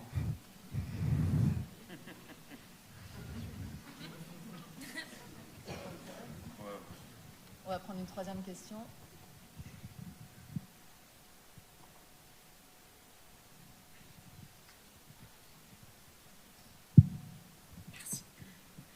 Bonsoir. Merci beaucoup pour votre présentation. Effectivement, Monsieur Viktorovitch, tout le travail que vous faites sur Internet et à quel point vous diffusez en fait et pour tout le monde toute votre réflexion et toutes vos connaissances. Et merci beaucoup. Merci pour cette soirée. J'avais juste, je ne sais pas si c'est sous forme de question, mais en fait, ça me faisait penser à ça. Le dernier extrait que vous avez lu sur à quel point le langage sous le Troisième Reich avait imposé des idées, et ça me faisait penser à ce que vous disiez sur la théorie du calendrier. C'est que depuis quelques années, c'est assez récent, aujourd'hui on parle des Françaises et des Français tout le temps, et on ne dit plus les citoyennes et les citoyens ou les habitants, etc. Et en tout cas, on en revient à la même chose. Ma mémoire personnelle, c'était que les gens de l'extrême droite qui disaient toujours les Françaises, les Français, ou alors sur les discours très officiels de la présidence, mes chers compatriotes, Françaises, Français, blabla, tout ça. Et aujourd'hui, tout le monde le dit. Et même des gens qui sont plutôt de gauche, où d'habitude, on va parler plutôt de citoyennes, citoyens. Et aujourd'hui, c'est Françaises, Français. Et personnellement, ça me gêne beaucoup parce qu'en fait, on nationalise ce débat-là.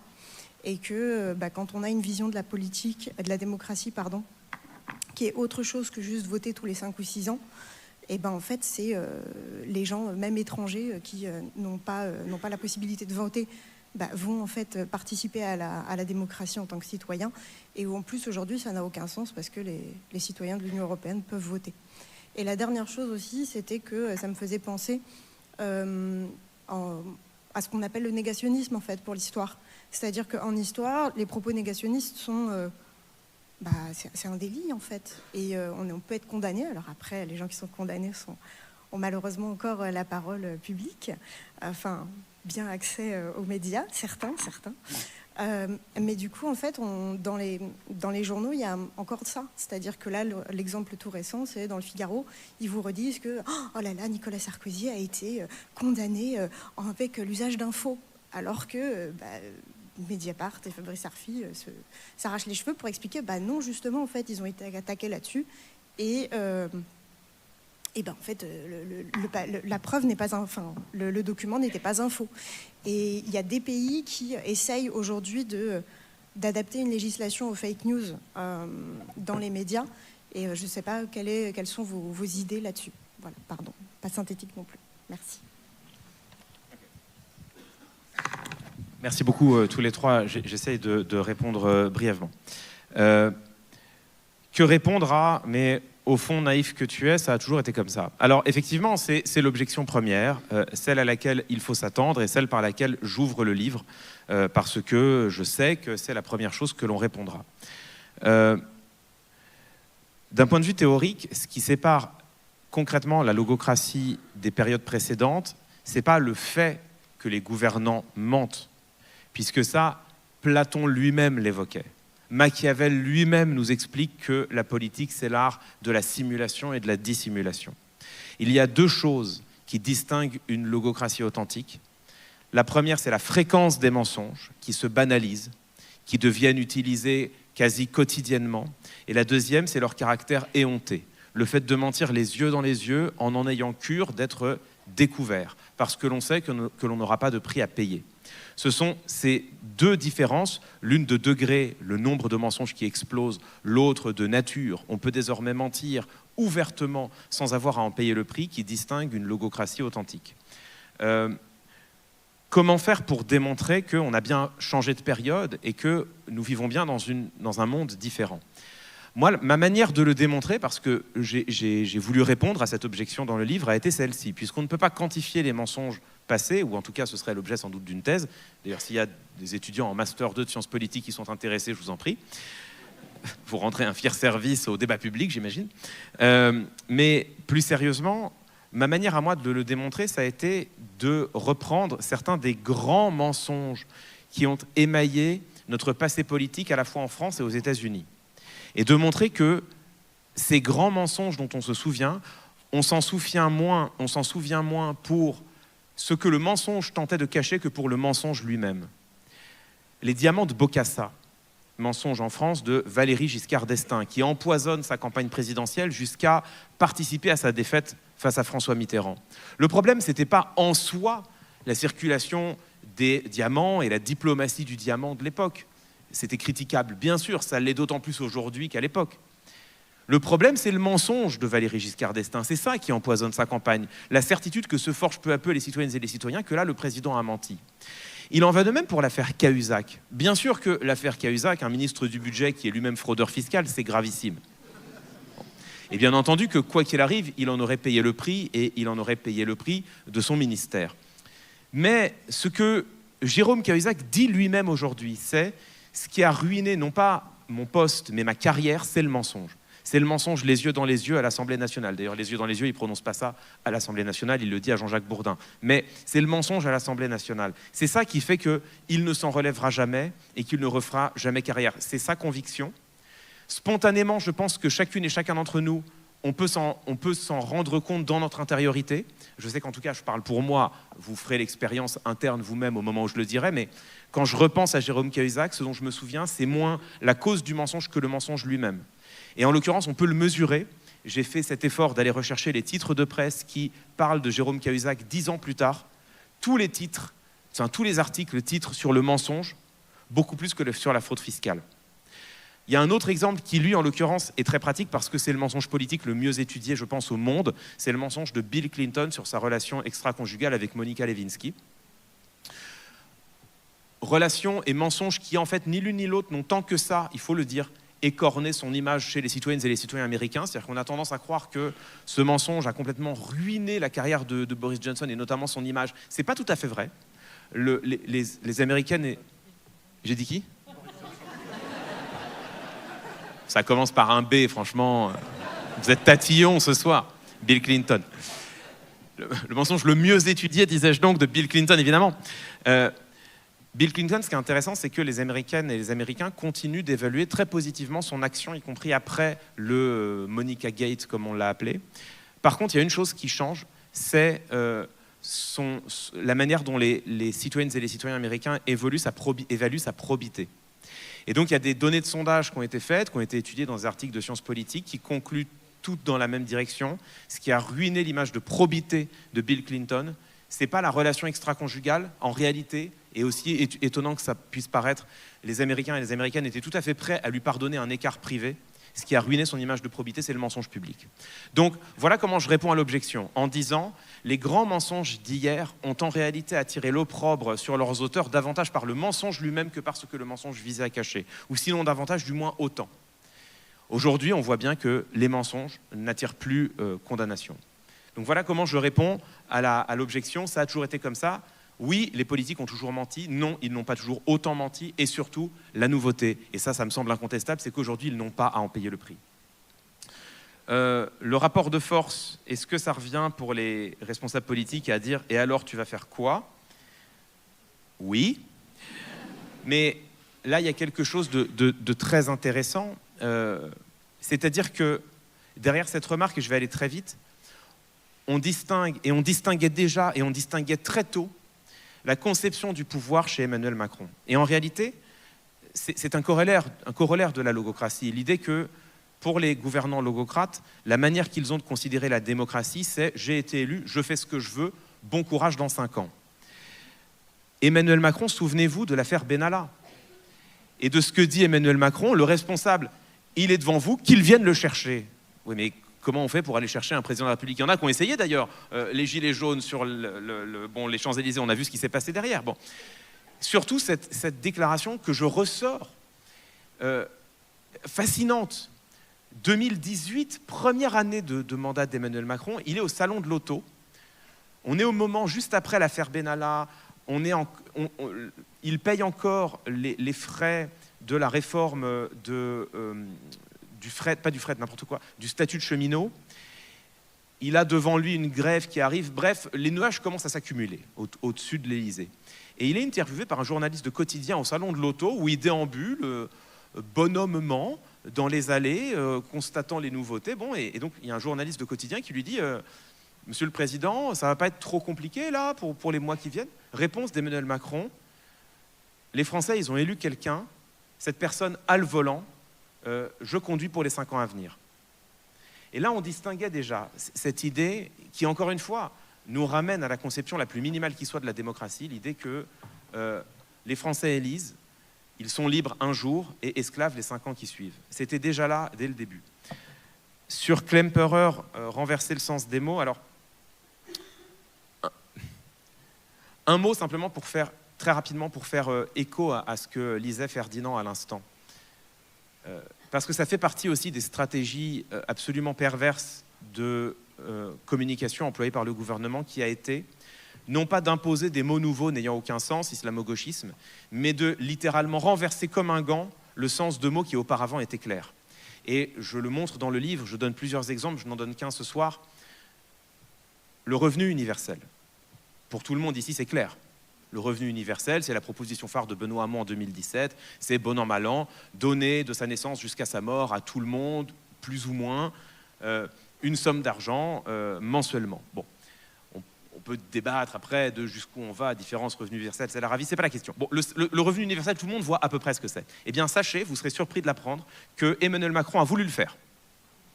2019, grande conférence de presse d'Emmanuel Macron, c'est son plan sur la pauvreté. Il annonce en grand pompe, les amis, je vais faire le revenu universel d'activité. Stupéfaction des journalistes. Et puis derrière, Emmanuel Macron explique ce qu'il appelle le revenu universel d'activité. C'est quelque chose qui existe, dont on peut débattre pour savoir si c'est bien ou mal d'ailleurs, qui est décrit par les économistes, ça s'appelle l'allocation sociale unique. L'idée de rassembler en un seul versement les APL, le RSA, bon, etc. Ça s'appelle l'allocation sociale unique. Tous les économistes connaissent ça et en débattent sous le terme d'allocation sociale unique. Mais Emmanuel Macron, il appelle ça le revenu universel d'activité. Ça n'est pas du tout un revenu universel. Pourquoi faisait-il ça ou tentait-il de faire cela? Il ne l'a jamais fait finalement.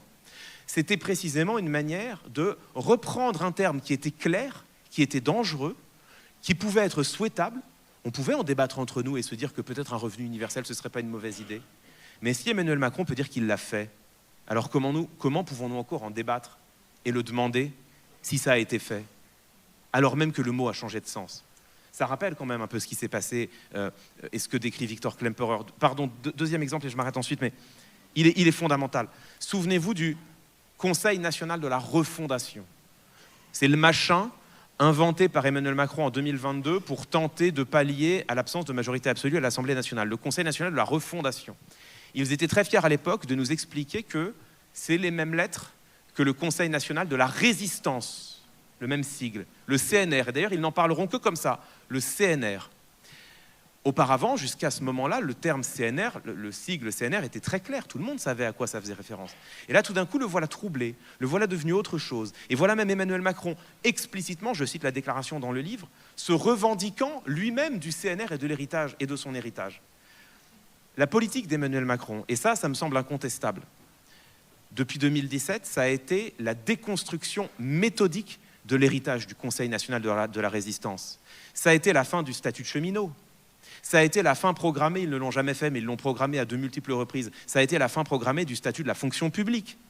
Ça a été la déconstruction du régime des retraites. Ils ont voulu faire la retraite à points. C'est bien une déconstruction du régime des retraites tel qu'il est issu du CNR. Ça a été des attaques systématiques contre l'assurance chômage. 4 réformes en 8 ans. L'assurance chômage, ce n'est pas le CNR, mais c'est son prolongement 10 ans plus tard. On peut débattre pour savoir si ces mesures, elles sont bonnes ou mauvaises, nécessaires ou pas, justifiées ou non. Par contre, on ne peut pas débattre du fait que ce soit la déconstruction de l'héritage du CNR. Héritage du CNR dont Emmanuel Macron se revendique lui-même à travers cette institution fantoche, le Conseil national de la refondation. On a retourné ici aussi, en France, les mots comme un gant. On a même retourné les mots contre eux-mêmes. Et ça me semble grave. Sur la question de est-ce qu'on a remplacé citoyenne-citoyen par française-français, j'ai pas de réponse. Il faudrait faire une analyse quantitative des discours. Peut-être Loïc, tu as une opinion là-dessus. Je sais pas dire si l'impression est justifiée ou non. Voilà, donc je m'abstiens de commenter. Donc s'il y a d'autres étudiants en master qui vont travailler sur ce sujet, on va prendre un autre lot de questions, s'il vous plaît. Madame, peut-être devant.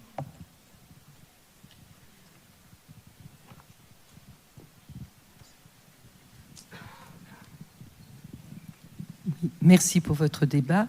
Il y a une question que je voudrais vous poser parce que tout à l'heure, vous avez dit comment les citoyens votent un président, donc ils ont droit une fois par an, mais vous oubliez, enfin, pas vous oubliez, mais vous n'avez pas du tout parlé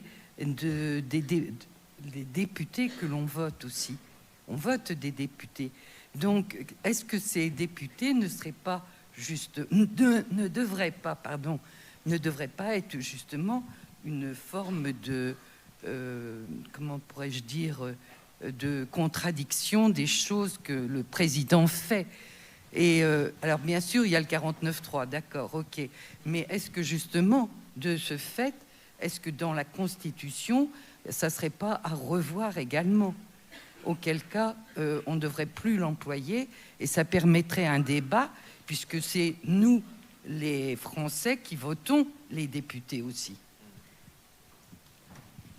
Donc les députés comme garde-fou éventuel. Est-ce qu'il y a une autre question? Ah, en haut aussi, je ne sais pas si on a la possibilité de passer un micro. Ici à gauche, en bas, ou à droite pour vous. Ça ira plus vite. La logocratie, elle est flagrante. La colère monte. Demain, on va compter le nombre de fois qu'on nous a menti. Moi, personnellement, je me demande ce qui nous reste à nous, Français, Françaises et Français, d'ailleurs. C'est mieux. De quelle manière on peut réagir qu'est-ce qui se passe? En fait, un vote blanc, on en parle depuis des années. Est-ce qu'on a le pouvoir de le faire arriver demain? Qu'est-ce qui, concrètement, nous reste? Parce que nombre sont ceux qui ont une partie de leur famille qui vote RN. D'autres vont à d'autres extrémités. On n'ose plus sortir dans la rue pour manifester de peur de prendre un flashball dans l'œil. Qu'est-ce qui nous reste? Une dernière question.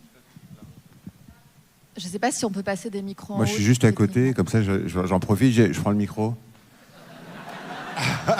C'est un putsch. Quelque chose d'un peu plus léger. Je me disais, puisque on est sous ce tsunami de désinformation, de fake news, ça supplante la vérité. Je me demandais si vous voyez un horizon au bout duquel les fake news, considérées comme des vérités, seraient des informations qu'on cesserait de croire, et à quel moment on ne ferait par exemple plus rien pour potentiellement revenir à un brin de vérité.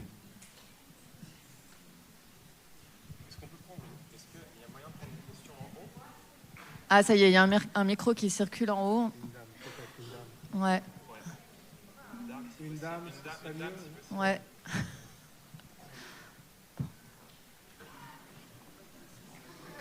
Est-ce que... Ouais. Moi, ma question, elle porte sur la proposition que vous avez faite sur la solution à apporter pour faire changer, on va dire, la distribution du pouvoir de manière assez radicale. Est-ce que si c'est une corruption du langage, le fait de changer les institutions va pas empêcher de... ne va pas proposer une réponse à ça, parce que même si on redistribue le pouvoir, si le mensonge est généralisé, comment penser à un contre-pouvoir au mensonge? Alors peut-être qu'on va grouper votre question avec la première et se tourner vers Monsieur Blondiot. Les députés comme garde-fou, une éventuelle réforme constitutionnelle et cette idée de changer les institutions. Oui, alors effectivement, sur votre première remarque sur les députés, le problème, il est beaucoup plus structurel. C'est-à-dire que c'est notre vision, notre conception de la représentation. Qui est fondée exclusivement sur l'élection. C'est-à-dire que le seul moment véritable sur lequel on peut peser efficacement sur les représentants, c'est l'élection. Et on peut opposer à cette vision de la représentation une conception tout à fait différente, mais qui est absolument inexistante en France, d'une représentation démocratique. On peut imaginer une représentation démocratique dans laquelle, dans l'intervalle entre les élections, les représentants reviennent vers les citoyens pour écouter ce qu'ils ont à dire, pour rendre compte de leur mandat et s'exposer effectivement justement à la critique. Or, ils ne le font pas, c'est-à-dire qu'on protège nos représentants de façon à ce que, comme ça a été très bien dit par Clément, pendant le temps de leur mandat, ils soient quasiment intouchables, avec au sommet le président de la République qui absolument est totalement insaisissable, irresponsable de quelque manière que ce soit. Deuxième remarque, donc il ne faut pas compter sur les députés. Deuxième remarque, sur que faire. Alors, il y a en ce moment des élections municipales. Et ça m'invite à penser qu'ils vont peut-être être effacés. C'est un vrai moment démocratique. En 2020, il y a eu des listes citoyennes, plusieurs centaines qui se sont présentées. Il y a eu 60 municipalités qui ont développé un programme de transition écologique, justice sociale et de transformation des manières de vivre et de faire la démocratie et de prendre les décisions. L'un des enjeux aujourd'hui pour nous, citoyens, c'est de ne pas nous désintéresser de la sphère électorale, ne pas nous désintéresser des partis politiques, ne pas nous désintéresser des élections et de nous engager. C'est le seul moyen, à mon avis, efficace. On le voit à l'échelle locale, ces villes ont transformé un peu les choses. Et à l'échelle nationale, c'est effectivement beaucoup plus compliqué. Mais mi-septembre, ici, sur cette même scène, on a lancé sur les fonds baptismaux une convention pour le renouveau démocratique, c'est-à-dire une pétition, je vous invite à aller voir sur le net, une pétition qui essaye de demander la mise en place d'une convention citoyenne pour réécrire les règles du jeu. Et en fait, il est possible que ça fonctionne, il est probable que ça n'aboutira pas, mais ça nous rappelle que ça n'est qu'à condition que les citoyens se mobilisent. Les Gilets jaunes, ils n'ont pas obtenu directement ce qu'ils voulaient, le référendum d'initiative citoyenne qui a été immédiatement abandonné, mais ils ont obtenu un certain nombre de concessions en matière économique, et ils ont obligé le pouvoir, alors on peut considérer que la montagne a accouché d'une souris, mais à organiser les conventions citoyennes pour le climat. Juste après la Convention citoyenne pour le climat, effectivement, le pouvoir est resté sourd, mais on sent bien qu'on obtiendra la démocratie, on ne retrouvera la démocratie qu'à condition de se mobiliser très très fortement. Et sur la question aussi vieille que la philosophie politique, est-ce que les institutions peuvent changer les hommes?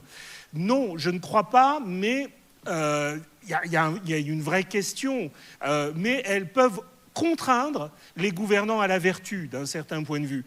Le fait qu'il y ait des juges, le fait qu'il y ait des chercheurs qui documentent finalement l'action du pouvoir et les effets de leur politique, le fait qu'il y ait des médias qui empêchent que le pouvoir se dissimule totalement, tout ça, ce sont des institutions qui contraignent les gouvernants à la vertu. Donc on peut espérer qu'un changement d'institution produira néanmoins des effets. Mais effectivement, on ne changera pas, me semble-t-il, les hommes. Montesquieu disait la République, la démocratie, ça ne peut pas fonctionner parce qu'il n'y a pas assez de vertu chez les citoyens. On a quand même démontré au XXe siècle qu'un certain degré de démocratie et une certaine institutionnalisation de la démocratie avait évité en quelque sorte le pire. Et c'est justement le fait que ces institutions aujourd'hui s'effondrent, qu'on dénonce le gouvernement des juges, qui me fait craindre qu'on sorte de la démocratie. Oui, je vais répondre dans la droite lignée de ce que vient de dire Loïc. Je réponds à la dernière question posée, et en fait ça répondra à toutes les autres. Et je le fais rapidement. La question est intéressante. On parle de constituante, de refonder des institutions, mais si on subit une corruption du langage, comment faire en sorte que cette corruption ne se prolonge pas dans les institutions suivantes et que, ce faisant, elle ne les condamne elle aussi à basculer dans la logocratie ou du moins à dévitaliser cette démocratie naissante et dont nous rêvons? C'est une vraie bonne question. Et c'est là où on en arrive à ma croyance, moi, mais qui est une croyance informée, qui repose sur des expériences, ma croyance en la vertu des procédures, ma croyance en la vertu de la délibération. Je crois fermement que le garde-fou à une rhétorique déviante, c'est plus de rhétorique. Le garde-fou à une parole pervertie, c'est plus de paroles. Pas plus de paroles aux politiques, mais plus de paroles aux citoyennes et aux citoyens eux-mêmes. Je reviens un instant, et Loïc, je parle sous ton contrôle, sur ce qui s'est passé dans la conférence citoyenne pour le climat. C'était quoi le pari d'Emmanuel Macron? C'était le fait de se dire, je vais nommer un machin, on va tirer au sort 150 citoyens, dans l'eau, il y aura grosso modo 50 militants, 50 climato-sceptiques et 50 personnes qui n'auront rien à faire. Ils vont débattre entre eux et on aura une position qui sortira, qui sera à la médiane, c'est-à-dire un truc mou. Ça tombe bien, c'est ce qu'ils voulaient. Bon. Je pense que le calcul initial, c'est ça. Qu'est-ce qui se passe à la fin? À la fin, on a des citoyennes et des citoyens qui se transforment dans et par la discussion. La vertu de la délibération, c'est pas juste le fait de discuter, c'est le fait que les personnes se transforment dans la discussion.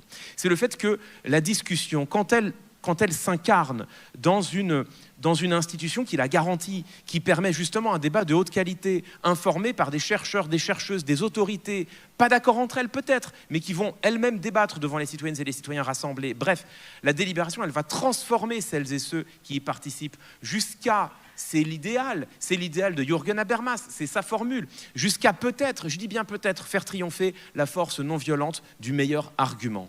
Eh bien, c'est ce qui s'est passé dans la Convention citoyenne pour le climat. On a au départ 50 climato-sceptiques, 50 militants, 50 mous. À la fin, on a 150 citoyennes et citoyens qui ont des positions radicales sur le climat, dont les débats et les désaccords, c'est pas « attention, quand tu dis ça, tu vas un peu trop loin », c'est « quand tu dis ça, je suis d'accord avec toi, mais ce sera jamais acceptable, donc il faut proposer moins, mais je suis quand même d'accord avec toi ». Bon, je caricature sans doute, mais il y a quelque chose de cet ordre. Et donc, pourquoi est-ce que des institutions délibératives seraient par nature plus résistantes face au mensonge? Justement parce qu'elles incluraient de la délibération citoyenne à tous les niveaux, parce qu'on aurait dans tous nos quartiers ces agoras du peuple, ou ces bars associatifs, on les appelle comme on veut, parce qu'on aurait des conventions citoyennes sur tous les sujets, parce qu'on aurait un Sénat citoyen tiré au sort, parce qu'on inventerait sans doute d'autres manières de faire délibérer les gens entre elles et entre eux, auxquelles je ne pense même pas moi. Bon, et donc, comme on aurait de la délibération partout, on aurait cet échange d'arguments, cette confrontation des uns aux autres, et c'est dans cette confrontation que les arguments frauduleux, que les idées déloyales, enfin les arguments déloyaux, les idées mensongères, c'est dans cette confrontation que tout cela sera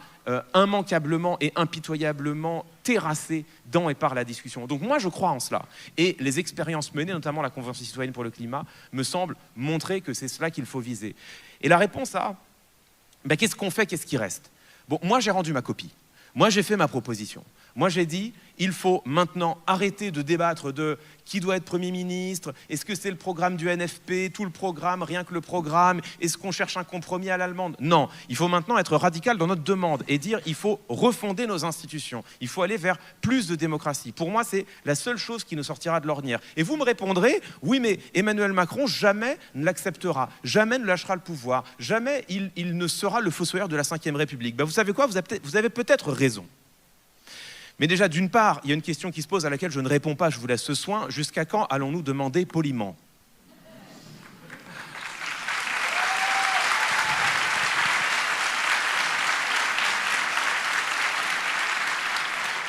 Il y a une deuxième réponse. Il y a une deuxième réponse que j'apporte et qui est une croyance et je l'assume. C'est le fait que les idées sont comme des boîtes de Pandore. Certaines d'entre elles sont si puissantes qu'une fois sorties, il devient impossible de les y faire rentrer. Et je suis convaincu, moi, que la Constituante en fait partie. Continuons à en parler, peut-être que finalement, in fine, ça suffira. Voilà ce qu'on peut peut-être faire.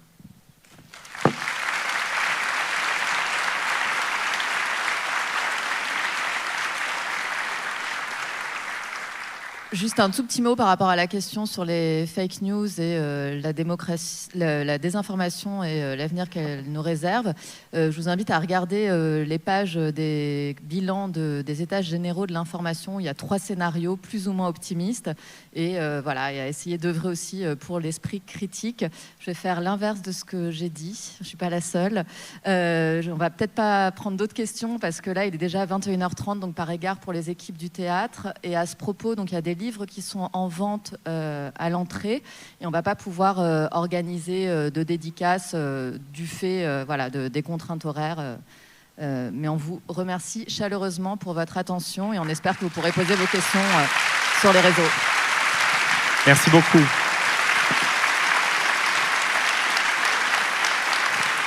Merci infiniment, merci d'être venu.